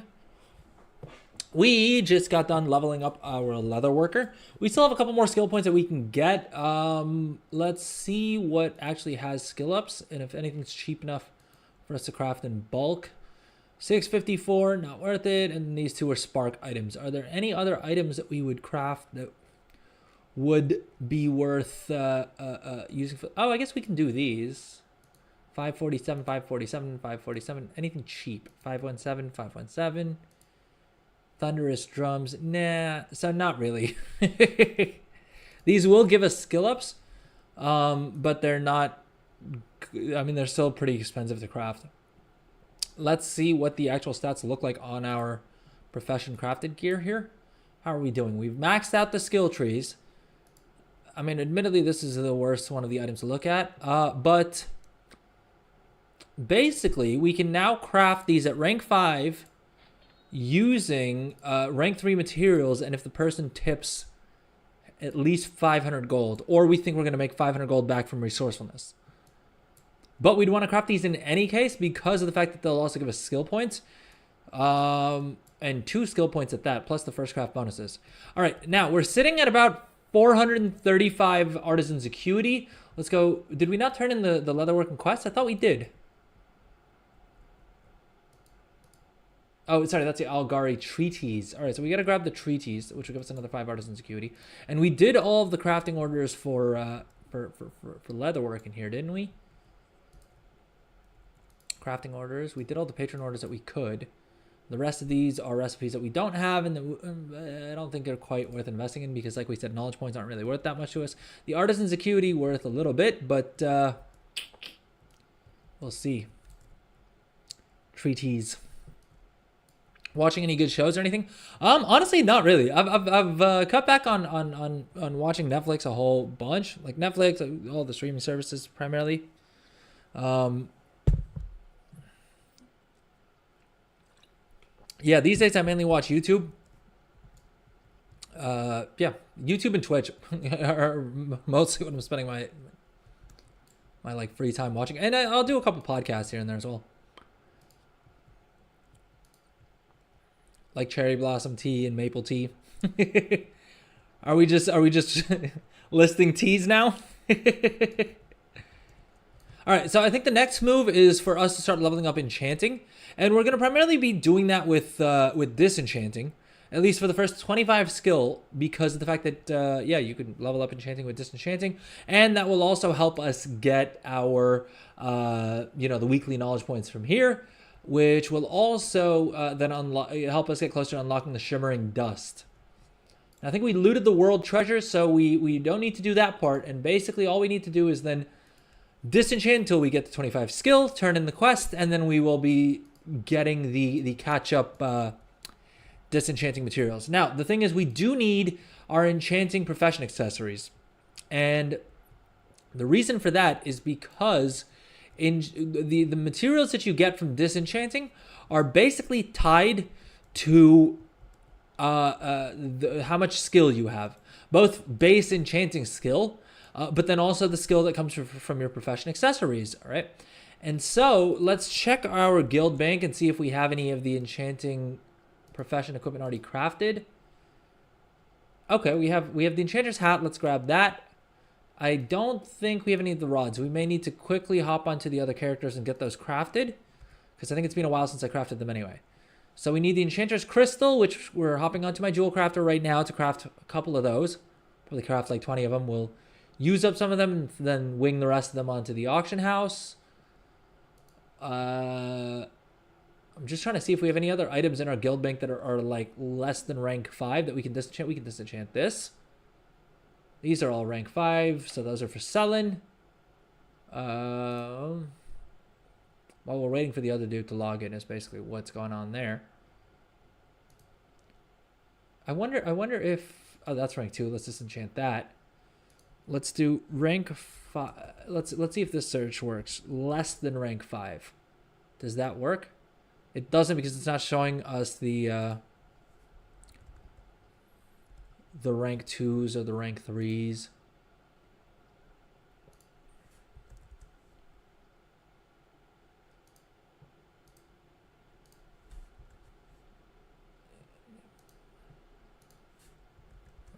I'm not fully sold that. Okay, there we go. Well, so we have these, but these I think we can still sell. The rank 4s, I think there should still be enough of a market that we can probably sell them. So we're not going to bother disenchanting those.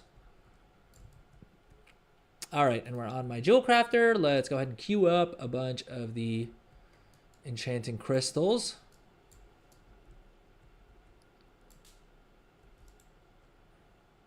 And we're not going to run a full auctionator scan for this just yet. We're just going to literally craft this one item and try and stay as focused as we can here. Enchanter's Shard, right? That's the one. That's the enchanting tool. Yep. And like I said, again, even with jewel crafting, look at how much profit we have in these enchanting tools. I mean, on Illidan, which is literally one of the fullest servers in the North American region, but also in the world, I'm still able to make 814 gold per craft. And with all these people who are leveling up concentration alts for enchanting, you best believe that they're a lot of them are probably not going through the effort of setting a min-max jewel crafter up to craft their own profession equipment. And so that's going to sell very well. I mean, you can see the daily average sale rate is 12.5, right? And I've said it before, I'll say it again, one of my favorite sayings, which is, in a gold rush, you sell pickaxes and shovels. That's the way you get rich. And for WoW, that generally means profession equipment, profession tool accessories, and the stones and the profession stones that you can put on your profession tool to give you more gathering stats, and the potions and flasks. Well, not potions, but the files that give you bonus crafting stats are also great for that. And as I've said it before, but you know what? Let me repeat myself here. The nice thing is that generally when it comes to profession stuff, people are willing to spend more gold simply because of the fact that they view it as investments, right? So they think they're going to make gold by buying those items, and so they're generally a little bit less price sensitive. For gear, they may cheap out a bit, but for profession equipment, they're willing to spend a bit more simply because they think they're going to make that gold back, right? And hopefully they do. I'm not saying that we're trying to scam anyone here or anything like that, but yeah, they're going to be willing to spend more gold because of the fact that they view it as an investment. When did WoW implement tools for professions like that? Yes, I mean, Enchanting always had the rod. But yeah, none of the other professions had profession equipment other than like fishing and I think cooking. I guess like skinning, you needed a skinning knife and like you needed a mining pick and stuff like that. But like the profession gear that gives you stats started in Dragonflight. Yeah, that's when they basically revamped the entire profession system and made it the awesome system that we have now. With the profession gear and with crafting stats and with the profession talent trees and stuff like that. Yeah, that was all added in Dragonflight, and honestly, it is still very confusing. I feel like for a lot of players, but hey, that's why I'm here. I'm here to try and hopefully simplify things or like make things a little bit easier to understand. Is my hope, at least. Hopefully I'm able to do that.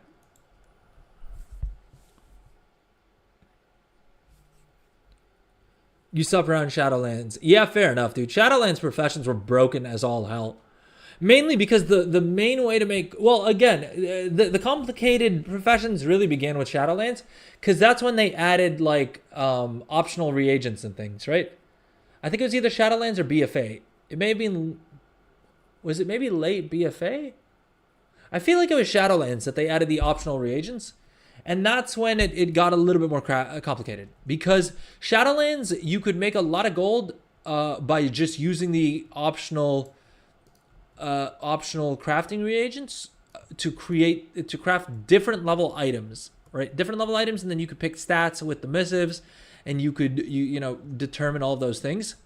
But it was pretty complicated.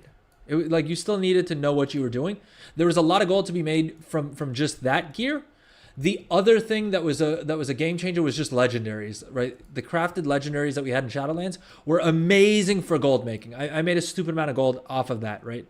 But it was a very complicated system, and it was a system that required you to invest a whole bunch because you basically needed to upfront for each like slot of gear, like if you wanted to do leather boots, right?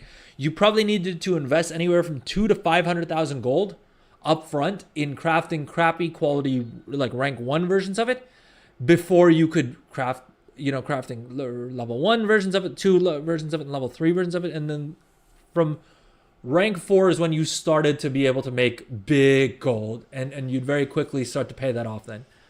But it was definitely not a system that was particularly intuitive. Not a system that I think you could really probably do scalably without add-ons at the very least.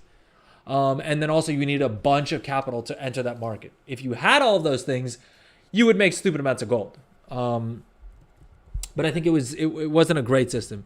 Dragonflight was a very cool system, but again, if you got behind, like if you weren't super invested in professions from week 1, you were permanently behind because there was no catch-up mechanic.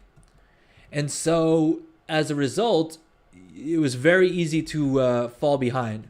Lord knows that outside of my main and maybe one or two other characters, and then after a while even my main, I just couldn't get myself to do all of the weekly knowledge points every single week, right? Do all of the dirt farming and all of that. And so I fell behind as well, which is why I think they made 2 major changes that made professions a lot better for everyone in the War Within. Which was one, exactly, the catch-up mechanic is great because it allows people to maybe the first couple weeks they were, I don't know, maybe enjoying the new expansion, maybe enjoying leveling and doing all that, as opposed to just like crafting, right? I mean, I did a good bit of both, but I definitely made less gold because of it. But at least now I can still catch up, you know what I mean? Which Dragonflight never really had that. Once you were behind, you were permanently behind. Which didn't mean that you made no gold, but you definitely would make less gold by a pretty wide margin than a lot of than anyone who's really, focused on it from week 1. But yeah, so I mean, the number one change that they made, one of the changes that they made that really helps people. Helps casuals stay on top of their professions and compete in that market, like in whatever market they choose, is definitely the catch-up system. But then number 2 is also the concentration mechanic, right?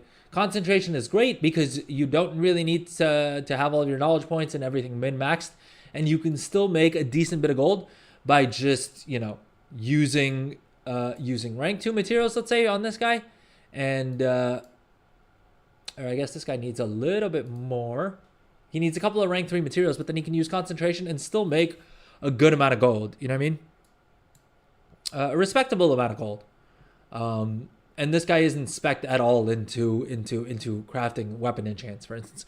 But he's still able to make, a decent amount. I mean, every 3 days he can make 2,800 times 3. That's what, like about 10 grand just from this craft, and that's not even the optimal one. I'm sure there's another enchant he can craft that's probably more optimal use of his concentration. But he can do that for 2 professions, and if you're a casual player, I mean, 30,000 gold for just hitting the button is not bad at all, and I think is great because it encourages a lot more players to engage with the profession system. Yeah.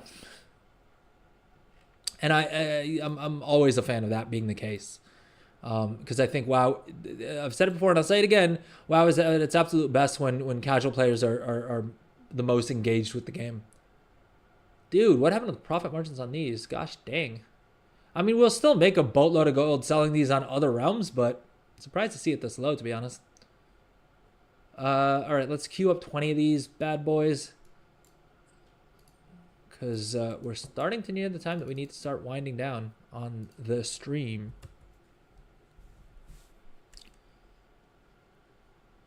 20. Let's buy our mats.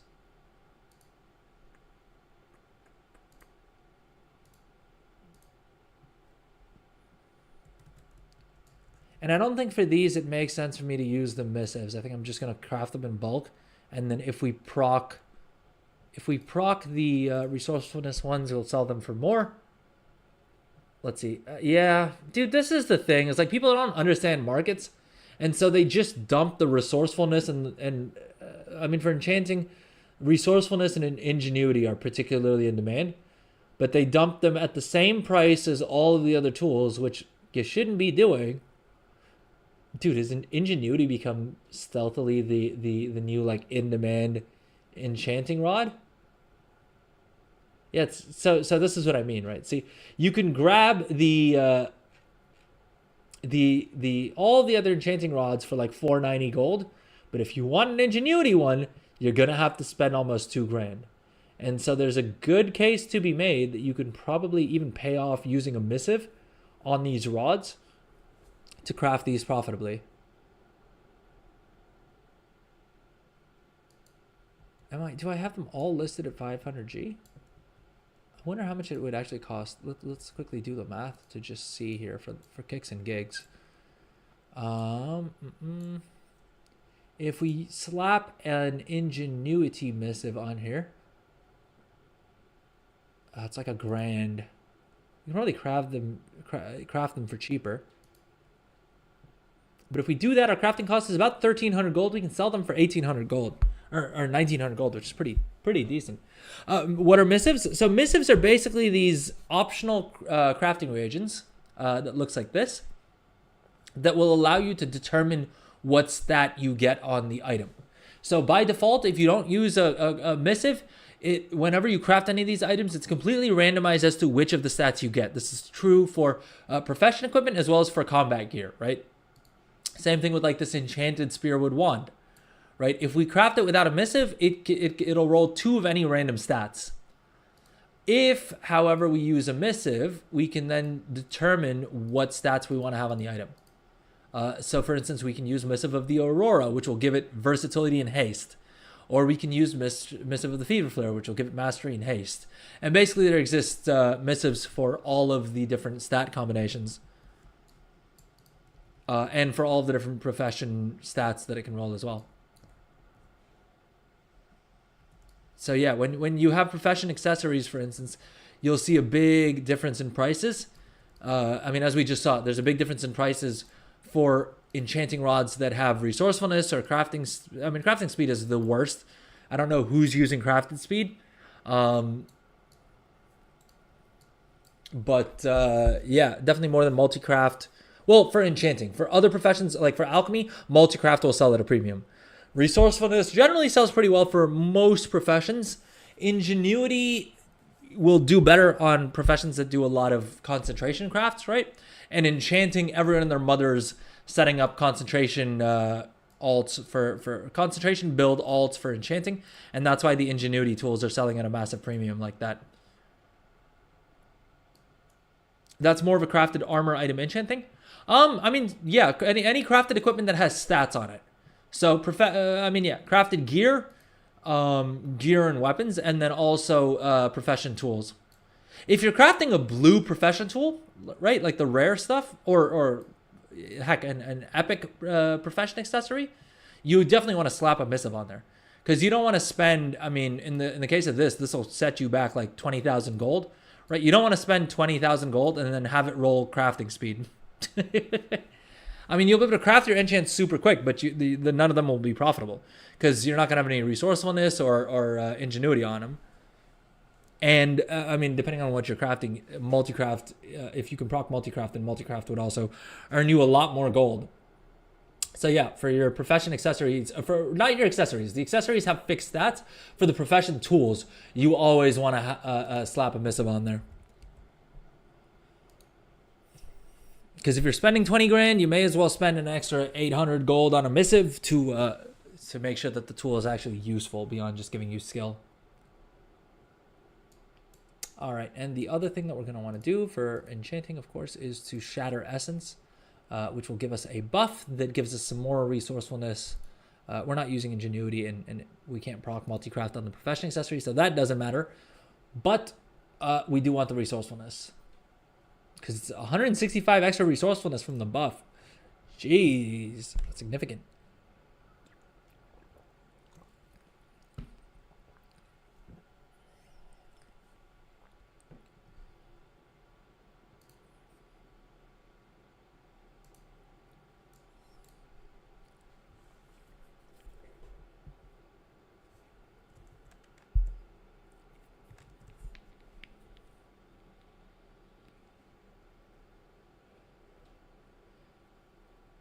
So Cylindrius, you'll see here we didn't use a missive while crafting these, and you'll see that we have a mixture of resourcefulness, multi-craft, ingenuity. We probably have some crafting speed in there as well, which, like I said, are the worst. They're trash tier as far as I'm concerned.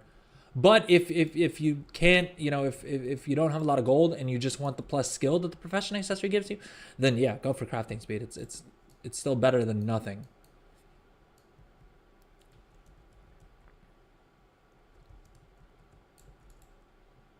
I mean, so much so that if you have to pick between getting a rank 5 tool or using a missive, I would say use the missive for sure.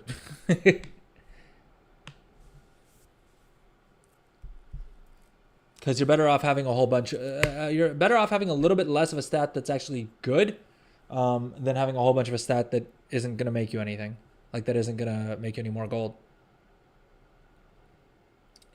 Rank 5 tool.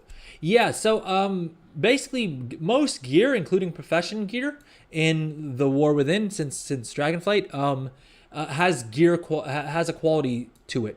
So you'll see here these enchanting rods that we just crafted. Because of the fact that our guy is fully maxed out on all of his skills, he's able to craft these at rank 5. If he was to have less skill, let's pick an item that maybe he has less skill in this.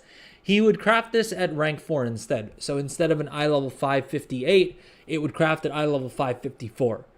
And that can go all the way down to 545 if he's not spec'd into it at all.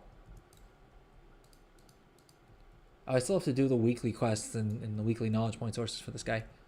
Yeah, exactly. Item quality. But okay, we finally have our enchanting gear, and let's go ahead and pull out a rod. Dude, how did we only proc 2 resourcefulness tools?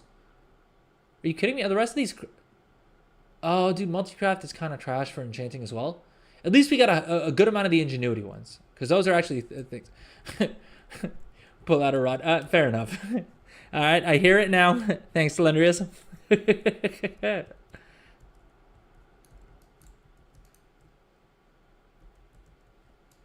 But okay, we have all of our enchanting accessories. Let's go ahead and equip. We have the hat. We have the enchanter's shard. And then we have our resourcefulness runed bismuth rod.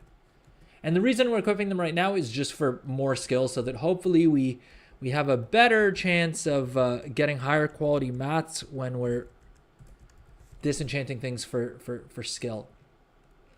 All right, I think we should be good to disenchant all these, right? Let's just do a quick little pass. Make sure that nothing's at max. I mean, it's probably easier to just do this. Rank 5, we don't have any rank 5 anything. Do we have any rank 4s or anything? No, we don't. So we can comfortably just spam the Trade Skill Master Destroy Next button to disenchant all of these items. And we're doing that for 2 reasons. One, because it'll give us enchanting skill points, right? The second is because we'll get our weekly knowledge points from here. And then the third is that we'll also be getting that'll also help us get closer to our catch-up knowledge points for enchanting. Now, most of these items are selling for like 190. You'll see down here at the bottom that why is Exolute not working? Oh god. Dude, I hate doing things on alt. Okay, so it's showing up just... Oh, you know what? I know what the issue is. It's not set up to own items poor. Boom. Why is it not taking the profile from... Have I just never set it up for this tomb? Anyway, that's completely besides the point. But yeah, you'll see at the bottom here, because of the fact that we have such low skill and that we're not spec'd into enchanting, we'll mainly just be getting rank 1 dust. And not a whole bunch of it either. So most of these disenchants we're still losing gold on. But if we were to spec into disenchanting, this would be profitable. Gleaming shards aren't too bad, right, from the blues. I mean, admittedly, we could, on paper, make more gold by selling these items. But selling anything below rank 5 is going to take a good bit more time to do. And so usually I don't bother with it. Of course, if we were maxed out on our enchanting skill, we would be making more gold because we'd be getting higher quality and more of each of these mats.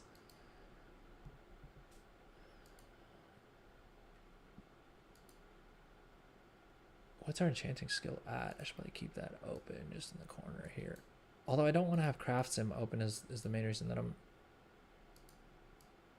not keeping change. Okay, we're at 15 skill, so we've still got a bit more to destroy things. What's up, Daryl? Welcome to the stream. How's it going on YouTube? Is there a way to bind that destroy button to a key? Yep. You can just create a macro that basically has /tsm. Actually, wait. I had a macro somewhere. Yeah, here. You just type in /click space tsm destroy btn, and then that should automatically click this button for you. I'll be honest, it does bug out a little bit. And I don't know if TSM, let's see here, in the macro option, they've removed destroy from this macro thing. Otherwise, you could bind it very easily to your scroll wheel, which it used to show up here. It used to give you the option to bind it into the macro. They've removed it, and I'm not sure why. But what I'll probably do is let me jot that down, because I'll hop onto the TSM Discord and ask them if there's a way to still do it, so that I can hopefully have an answer for you on next stream, on Monday's stream.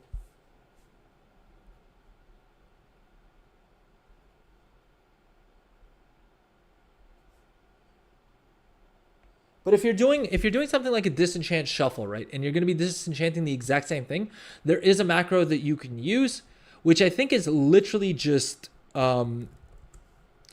like the macro would basically look like. Do I have one already created on this account? I may not. Dude, I have so many random macros. It's 20 years of playing this game. But I mean, basically, at a very simple level. Let's see if this version of it works. Of course, now I'm out of disenchantables. So give me 1 second to find something that I can actually disenchant. I need to log off this guy. I need to craft a bunch of bracers to disenchant.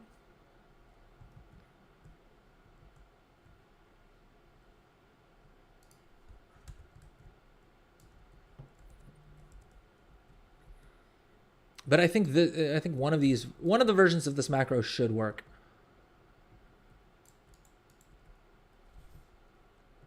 All right, what should we destroy? Because all of these I can sell profitably, which is why I'm hesitant to destroy them. But I do also want to test out if that macro works for you.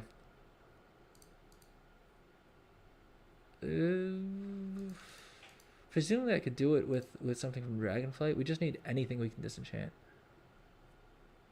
But I don't want to disenchant anything particularly valuable if I can avoid it. Boom. I mean, okay, technically, no, this I could sell at a profit as well. But I want to test out that macro for you. So let's see if this works, Daryl. Oh, I don't know why my camera's off either. Let's see. So this is the new version of the macro. And that doesn't work at all. Never mind. Let's see. I have that one, and I have...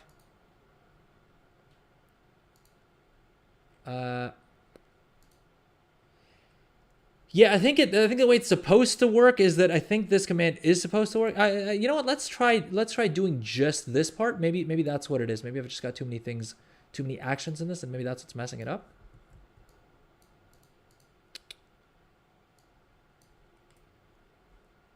Save TSM destroy button. Let's see. Maybe if we just have that pattern. No, it still doesn't seem to want to work. And I don't think spamming it is working either. Yeah, annoyingly this isn't working.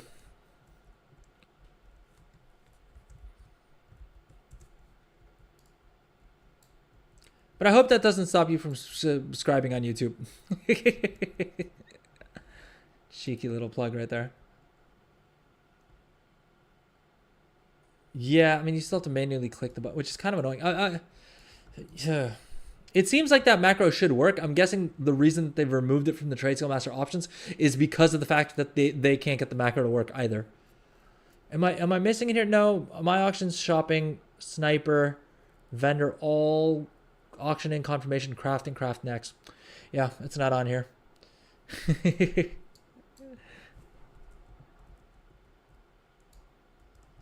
Yeah, but I'll drop by the TSM Discord after stream and check it out.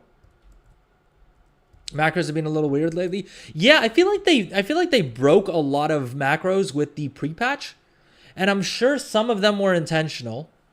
But honestly, with Blizzard, dude, it's so hard to tell what they like. When something doesn't work in this game, it's so hard to tell if it's an actual like intentional design choice that they made, or that it was, or if it's literally just a bug. Because so often. Like, it'll seem like something's a bug, and they'll come out and be like, no, that's intentional. We meant it to work that way. And it's like, did you, though? I mean, like one of the things that I was the most excited for in this expansion was that they were going to make it so that, because on the beta, the way it worked is that if you completed a quest on one character, you unlocked all of the different appearances that quest gave you. So let's say you completed it on a clothy, you would unlock, the leather appearances, you'd unlock the mail appearances, you'd unlock the plate appearances, all that stuff. And that's how it worked on the beta, and I was really excited for that because I was like, oh, that's going to unlock so much transmog for some of the characters that I don't play as much, right? I don't play my hunter as much as I would like. And so as a result, he doesn't have any sick transmogs. I have him on my, warband page, so I want to be able to see, all of, I want him to have a sick transmog for that screen. But it's a lot of effort to try and do all that. And then when they dropped the actual live game, they had fixed that bug, and it didn't work that way anymore. And they were like, no, that's intentional. That's how we meant it to work. It was just a bug on the beta. And it's like, well, why though? It was actually a cool feature. Why did you change it back to the unfun version? Exactly. And then they reversed course because everyone, the transmog community was like, dude, what the hell? That was dope. Make that happen. And so then finally they were like, all right, we'll do it in the next, I think in 11.0.5, right? The 20th anniversary patch. There are 2 other macros I can do unrelated to the one you tried. Yeah, they broke a handful of them. Blizzard broke the ability to macro that. Wait, to macro what? The TSM destroy button specifically? Well, I doubt that.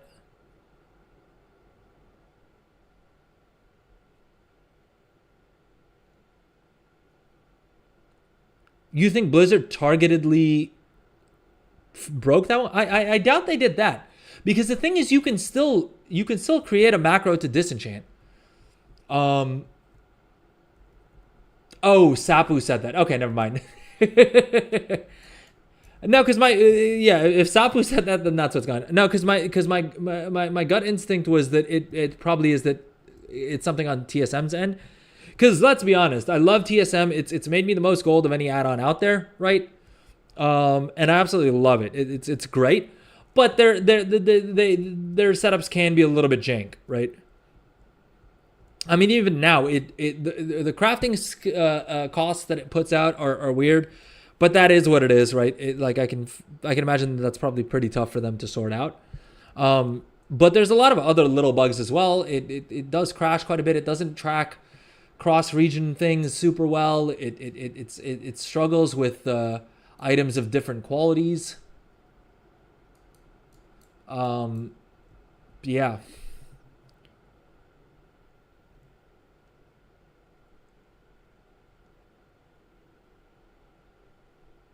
The transmog community is a big source of Blizzard income. Yeah, I mean with all the things they sell on the Blizzard store for appearances. But that aside, you got to keep in mind like who is subbed in between major patches. It's just people who are into cosmetics. If you're not into cosmetics, you're probably going to let your sub lapse between major patches, right? Yeah, I mean if you're a hardcore raider or like a Mythic Plus doer or like a PvPer, there is a good shot that you know that you may not play the game as much during the downtimes. People who are into cosmetics, those are year-round subscribers and players, right? Because when there's a quiet period, we're out there farming mounts and transmog and whatever it is. You know what I mean?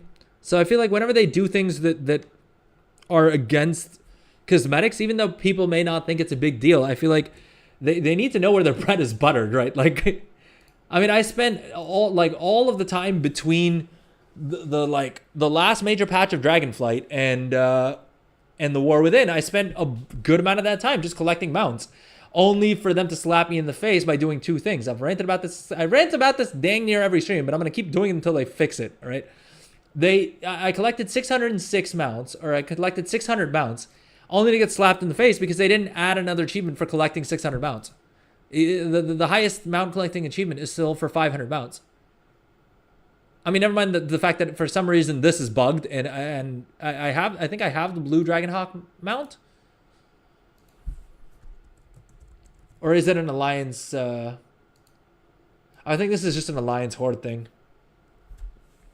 But either way, my point is they didn't add anything beyond the 500 mount achievement, which launched with Dragonflight, I'm fairly certain. So that's a slap in the face in and of itself. But then the other slap in the face is that the reward for collecting 500 mounts is the Ultraworldly Auto Carrier, this mount here. Gorgeous mount, right? Super cool looking. It does annoy me that we don't get unique models for collecting mounts, but fine, they're lazy, whatever, it is what it is, right? It's the only mount that can't skyride. It works for steady flying, but you need to manually swap over to steady flying, which is dumb as all heck. At the very least, if they don't have the animations or they don't have the time or energy to do it, make it so that anytime I hop on any other mount, you can skyride, right? But when I hop on this mount specifically, it just swaps it back to steady flight, right? That's the very least that they could do. But they haven't done that, and so I never get to use this mount because I'm not going to switch on steady flying just to use this mount and then swap back every time. It's a water mount? I mean, yeah, all the Audix are a water mount. Yeah, exactly. That's a good point. They don't even have an excuse for the animations. Well, I think it's probably the like surge ahead and like those abilities, right? Like that they don't have anything more. But if they could figure it out for all the other mounts, why not the Audix? I mean, and I think the reason is probably because the Audix is the only one of those mounts that can fly, but it's on the little cloud anyway. And I think that's how they justify it from a lore perspective of being able to like fly, right? But then, like, if we've got look at horses, exactly, dude. That's my point. Like, if they can justify freaking horses flying, why can't they do that with this Audix? It's just it's almost like they went out of their way because it's the only mount that works that way. Do I have the default mount interface? No, both of these characters have the add-on. But it's the only one that in the interface says steady flying only mount. And I'm like, so you guys went out of your way to stick that little note on this mount, which means someone looked at it. It's not an oversight. Someone looked at it and decided, nah, screw them. Which is also doubly stupid because let's be honest, if you have 500 mounts, you probably have a couple of store mounts, right? Now, I do have a couple of store mounts. I paid for all of them with tokens. I've never like bought a mount. Like the closest I've gotten is probably the annual subscription mount, right? And I do that just because I know I'm gonna say subbed anyway. I might as well get the mounts that come from it as well. But yeah, anyways, rant done. But yeah, I'm too lazy to unsub as well. And then, like I'm saying, I also do it for the rewards. Exactly, downtime, rare, transmog, mount farm time. Dude, the mounts that you get from the Traveler's Log alone, right? I mean, I think the Traveler's Log was a great addition for people who are interested in cosmetics. Also because they started putting FOMO items on there. And I do not get why on earth Blizzard keeps adding FOMO content into this game. It's just so pointless. Like, it's just so dumb. What is the advantage of that? I don't get the people who defend that as well, who are like, oh, well, if you didn't play for exactly 1 month, like if you didn't play for exactly like 2 years, for like 6 months in BFA, which was a trash tier expansion, as far as I'm concerned, it was probably my least favorite expansion. If I have to look back, honestly, yeah, probably my least favorite expansion, and the expansion that I played the least of was BFA. But because I didn't play during BFA intensely, I don't have the long boy, right? The dinosaur mount. And yeah, there's people who are like, oh, well, if you weren't there for that, like, then you should never be able to get the mount again. And it's like, no, that's dumb as hell. Why are we encouraging Blizzard to, like, if they put out something crappy, I'm not going to play it, and I shouldn't be penalized in terms of cosmetics for it. You know what I mean?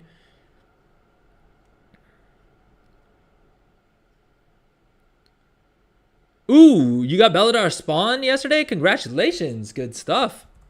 Good stuff. That's a sick looking mount right there. Belladar spawn. This is a dope looking mount.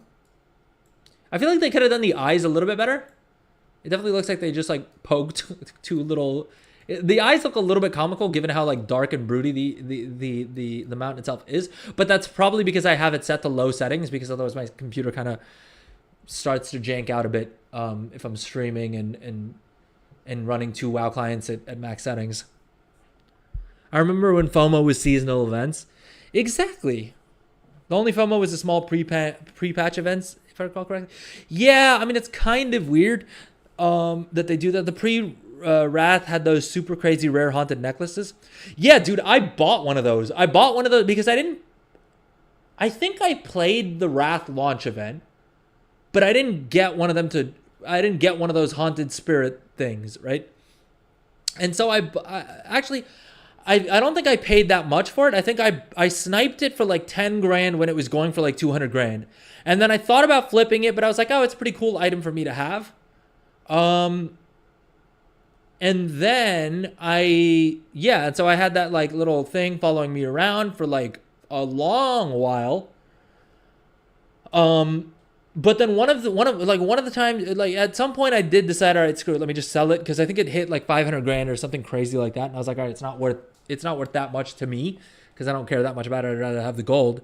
And I listed it on the auction house, and then I stopped playing the game for like a month or two, and it expired in my mailbox, and it wasn't in the item restoration tool. So that's how I ended up losing it. Dude, the amount of gold I've probably lost at this point, honestly, there's a good chance that it's 10 million gold that I've lost in expired mails. Because I know I lost the Haunting Spirit item, which I think probably goes for even more now, right? We can probably check that in the auction house real quick. Forgot that I can't dragon ride or sky ride on my stupid 500 mount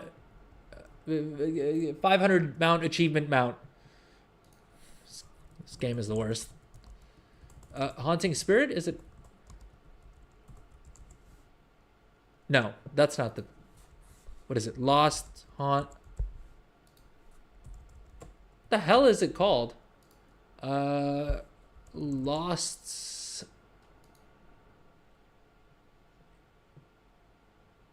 Memento. Okay, yeah, that's what yeah, that sounds more like it. Is it just not... Dude, is literally no one selling one on Illidan right now?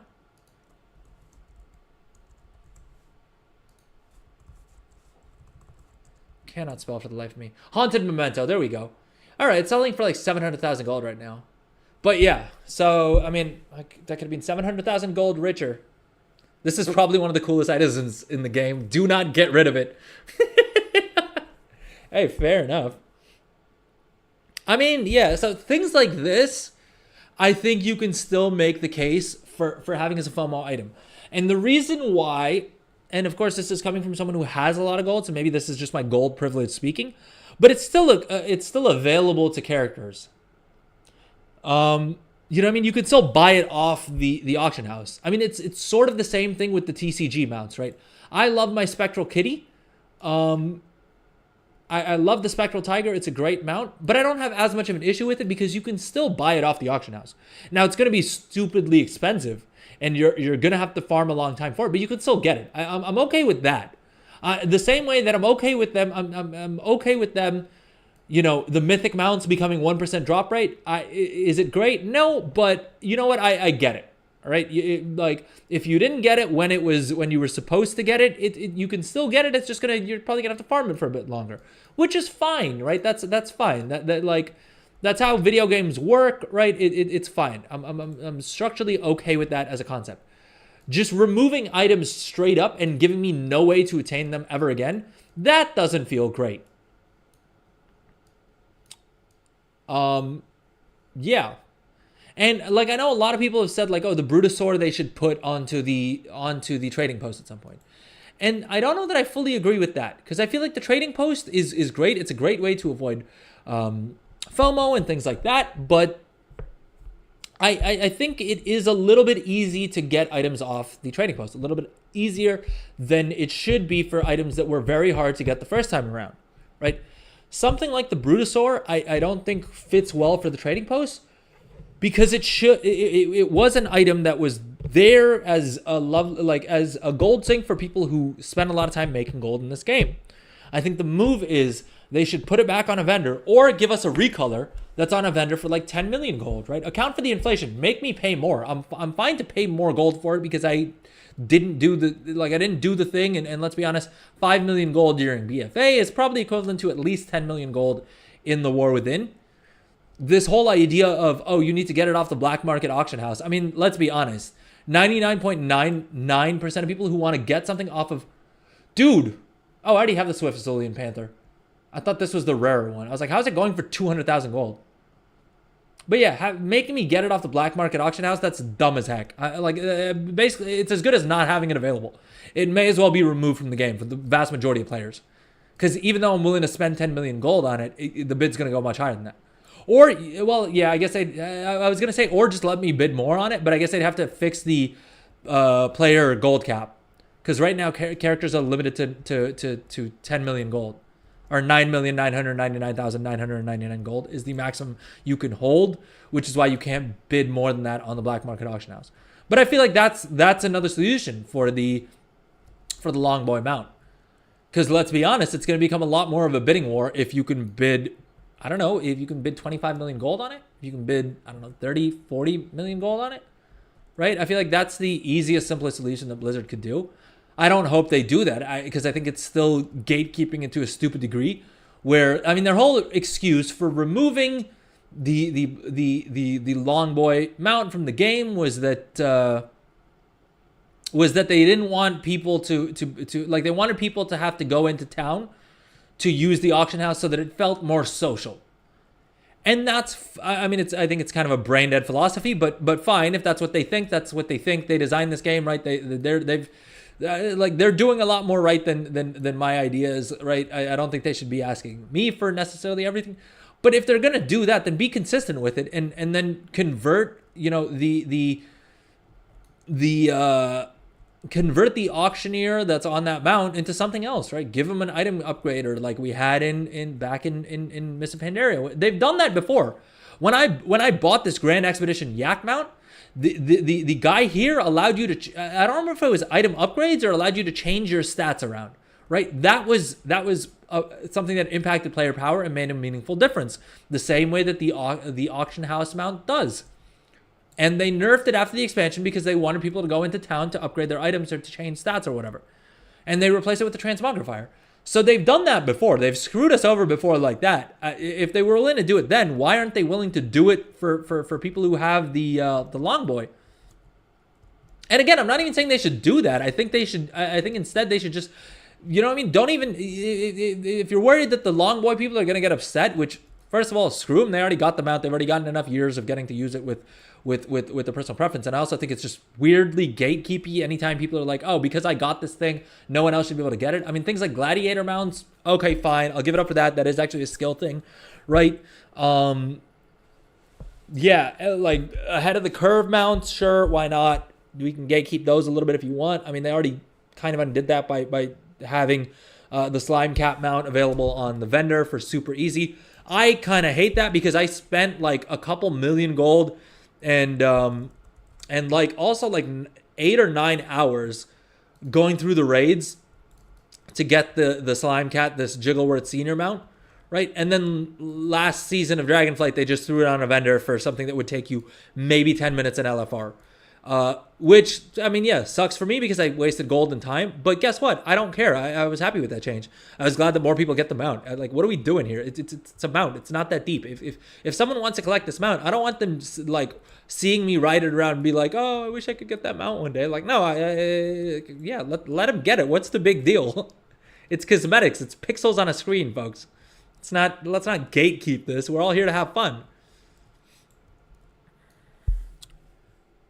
Let me catch up on chat. Sorry, I'm in rant mode now. I think we're gonna wrap up the stream pretty soon here. But yeah, we covered the we covered my 3 big rants on this stream,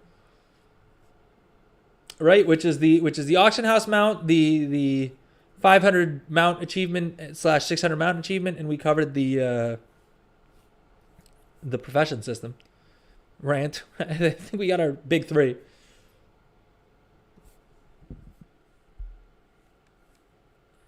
Lol, the text. Yeah, so the Haunted Memento text, that isn't actually the default game thing. It's this add-on called All the Things. That is either the greatest add-on ever or the worst add-on ever for someone who likes collecting things in this game.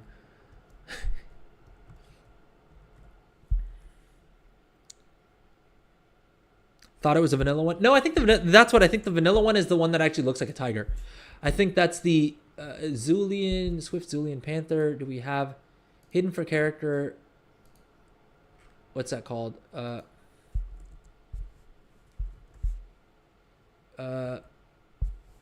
Swift Zulian Tiger. Yeah, this one. Dude, this is still one of the sickest looking mounts in the game. But yeah, this is again only available on the black market auction house. I mean, I would hope that with classic time walking coming, they give us a way of getting this, because that would be sick as all hell. I mean, do a not a recolor, but do different armor, or like do a higher res version of it and slap it on classic time walking. I don't think they will, because I don't think they've announced it, and I think they've already announced all the rewards. But yeah, the other thing about this mount is that, I mean, sure, part of me wants it for the auction house. That would be cool to have. But honestly, realistically, I don't know how much of a difference it would make. It would save me maybe 30 seconds to a minute every time I need to head to the auction house, because I generally hang out in Dornigal anyway. And so I don't think they would change much of that. The bulk of me wants it just because it's a super cool looking mount, right? It's a super dope looking mount, and it's one of the largest mounts in the game. It just seems like it would be really fun to ride. And also going back and replaying some of the BFA storylines and things like that, you see them riding that mount and you instantly want one of them. If nothing else, I hope they don't do this, but it would still be better than nothing. Is just give us a passenger version of this mount that doesn't come with the auctioneer, right? Put that on a vendor. I'll buy that. It's just a cool, unique mount that is so iconic. It's the only part of BFA that I actually like. I honestly would struggle to find anything else good to say about BFA. I mean, yeah, I could probably come up with a couple of other things, but this is the main one, is that I think this is the coolest thing they did that entire dang expansion. For some people, the stuff in game is all they have going on in life. I mean, that's more concerning than it is that I'm going to be okay with that being the thing for them.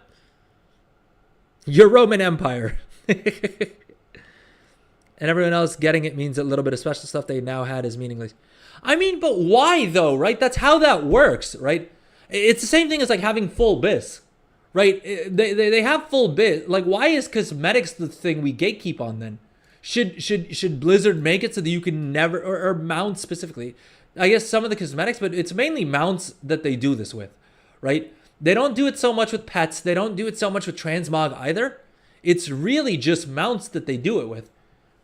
But I mean, as an example, right? Okay, I unlocked the full, transmog for Mythic. Let's say, I don't know, for Mythic, one of the expansion gears, right? You unlock the mythic version of this. Well, the next expansion, or the expansion after that, everyone and their mother is going to be able to unlock this. So it's going to be harder harder in some ways, in that they're going to have to run it a lot more, probably. Actually, that's not true. It's going to be, in fact, if anything, easier for them to unlock this appearance. And players are fine with that. So why is mounts the thing that we draw the line at? It just seems really weird. If you really enjoy something, you'd want others to enjoy it as well, but some people don't. They want everyone to suffer the same way they did to get it, or else their offer was meaningless and they feel bad, like a sunken cost kind of thing. I mean, see, the thing is like, again, they can still have their cake. I'm not saying put it back on the same vendor for the exact same cost. I'm not saying put it back for 5 million gold and now people, have an easier time making gold. It's easier to make 5 million gold maybe now than it was in BFA. But okay, fine. You don't want it back for 5 million. Fine. Make it 10 million gold. Make it harder. Make it cost more. Make it, you know what I mean? Make whatever the things are. Make it harder. Why does it need to be out of the game entirely? Like old people saying they have to walk uphill both ways to school. Yeah.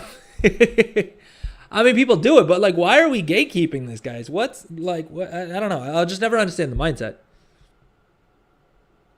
Aside from like vanilla Nax, like all mogs are still available. Exactly. I mean, even Nax, they added back the transmog. No, they added it back through the like transmog unlock thing. And look, to be fair, in recent years, it looks like Blizzard is looking back at things that are unobtainable and adding them in fun, cool ways. Right? I think Remix was great. I think Remix was amazing. I want to see remixes for every single expansion. I don't know how much I'm going to enjoy the Shadowlands one or the BFA one, but I still want to see it at some point. You know what I mean? So you buy the mount for a few trading coins while they had to work for it. So they cope by degrading the value of your mount based on how you acquired it. Instead of just being happy, you also got to enjoy something they like. I mean, see, I can understand that argument being made for the trading post. I still think it's kind of weird, but fine. You had to work really hard. I was mildly annoyed by the fact that, the hand mounts, right?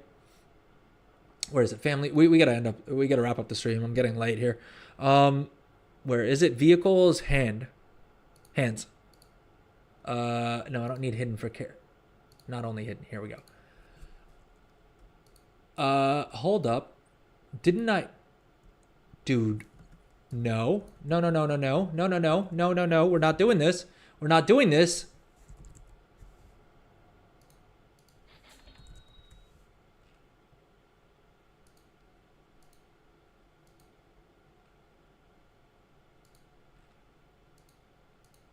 Wait, what?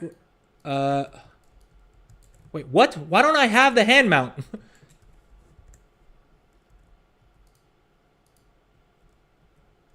Is it on this month's trading post? Is that what's going on? Although I could have sworn I already bought it. I think it was last month's trading post, and I'm fairly certain I bought it. If it was last month's trading post and I don't... Oh, never mind, I didn't buy it yet. Oh, thank God. Oh, jeez. Dude, that freaked me out. I thought I missed it last month. No, but what I was trying to say was that like a month ago, like a month or two ago, actually after the launch of the War Within, I paid someone like 200,000 gold to unlock this hand mount for me, right? Because it's such a unique model, and I was like, oh, it's such a cool mount, right? I've always wanted it. I never got around to getting it during, damn it. I never got around to getting it during Shadowlands and whatever. And so I unlocked, and I was super excited about it, right? I spent 200 grand, which isn't a huge amount, but I mean, it's a decent enough amount, right? Spent a good bit on it, and I was super stoked that I had this super unique mount model that was pretty hard to get for most people, right? Like, not a lot of people have it, not a lot of people ride it around, and it is what it is. And then this month they added it. They literally just added it to the trading post. Now, I mean, does it suck that it happens right after I get this mount that I spent a good bit on, spent a good amount of time getting, and now people can just get it for literally logging into the game and for paying for subscription? I mean, maybe, but I don't really care. It's a cool enough mount. I want more people to have it. It's a dope looking mount. Blizzard and the artists put a good amount of time into designing it. I mean, more people should enjoy it. It's not the end of the world, right? It's fine. It's a different color too. Exactly. I mean, that's the other thing, right? But even if literally if they put this exact same amount on there, I wouldn't really care too much. I mean, see, I realize that I'm saying that, and people are probably like, oh, because it's not happened to you, right? Like, would they put the exact same amount on? I think the one that I would feel some kind of way about is maybe the Spectral Tiger. But even then, I would just tell myself that, look, get over it. Like, what's the big deal? Like, I got it years ago. I spent a lot less back then on it than what it's worth now, and it's still, as far as I'm concerned, the coolest looking mount in the game. And so if I would hate for other people to not be able to get it simply so that I can maintain some level of prestige in my own mind, right? Like, that's dumb. That's gatekeeping for no reason. Now, if it was on like a Twitch drop, again, I would be kind of annoyed, but it is what it is. If honestly, if it was a Twitch drop or like a Twitch subscriber benefit, I'd be all that happy, because hopefully you guys would watch my channel to unlock it. All right, let me catch up on chat, and then we're going to end the stream here. People gatekeep the weirdest stuff. Yeah, for sure, man. I don't know. People are weird, dude. Especially online. I would assume they would do WAD next. WAD? Yeah, dude, WAD time walking could be cool. There's some dope mounts. There's some decent transmog. I think people enjoyed the raids, right? That could be fun. Kato's controversial with this last raid, so they probably don't want to touch that. Well, I think they're also in a weird situation, because choosing Mr. Pandaria specifically to do the remix for was a weird choice, because now we've all played a bunch of Mr. Pandaria. So are we going to be excited next year when they announce Mr. Pandaria Classic? Is anyone really going to be like, oh yeah, we get to replay Mr. Pandaria? It's like, well, we did that at like 5 times the speed like a year ago.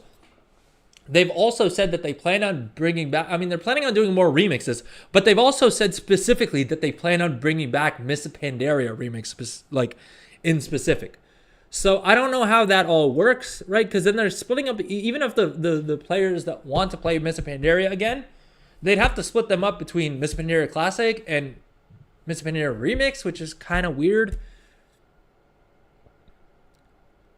Monkas, what's Monkas? It's busy pulling out a rod, boys. That gold one wouldn't match my blue-white transmog, so yeah, fair enough. But okay, with that said, I do actually need to wind the stream down here, just because of the fact that yeah, I need to go. I need to get going. I still need to shower, shave, right, do all the things before I can even head out. Not trying to be late. Oh, it's that emote. Thank you. But yeah, with that said, we're gonna wind the stream down here. Let's see, what all did we cover on today's stream? We went through and finally leveled up a Leatherworker, right? We put together the profession equipment build. We took a look at that. We covered the Enchanting catch-up system, and then I spent a bunch of time ranting. So yeah, overall, I think pretty decent stream. How are we feeling, boys? What do we think? But anyway, we'll be back on Monday at our regularly timed schedule, right? At the regularly scheduled time of noon GMT. And yeah, next Monday we'll be covering nothing tomorrow. No. I don't think we'll. Yeah, it's Friday today. Yeah, and tomorrow I'm a little bit busy with real life stuff again. So unfortunately, no bonus stream this week. But yeah, we'll be back on Monday, and on Monday we're going to be setting up Tailor and Enchanter right from scratch. Basically, I'm going to try and edit that into a little like starter's guide to getting started with professions in the War Within, which hopefully should be interesting to some people. I think I know a couple of people asked me on Discord, and I think I got some YouTube comments and stuff asking as well. And I think that would be probably the thing that's the most helpful to the most amount of people. So that's what we're going to do on Monday's stream. Wednesday stream, I've got something pretty cool planned. We'll see if that specific thing works out or not. Otherwise, we'll still have fun with it. I'll still put together a decent stream for you guys. And then Friday, of course, next Friday, we'll have the Gummy Pet giveaway. So if you don't have the Gummy Pet or the the limited edition tabards that you get from the Real World promotion that's only available to US based players, join the stream on Friday to have a chance at winning that. With that said, if you enjoyed the stream, please consider dropping a sub.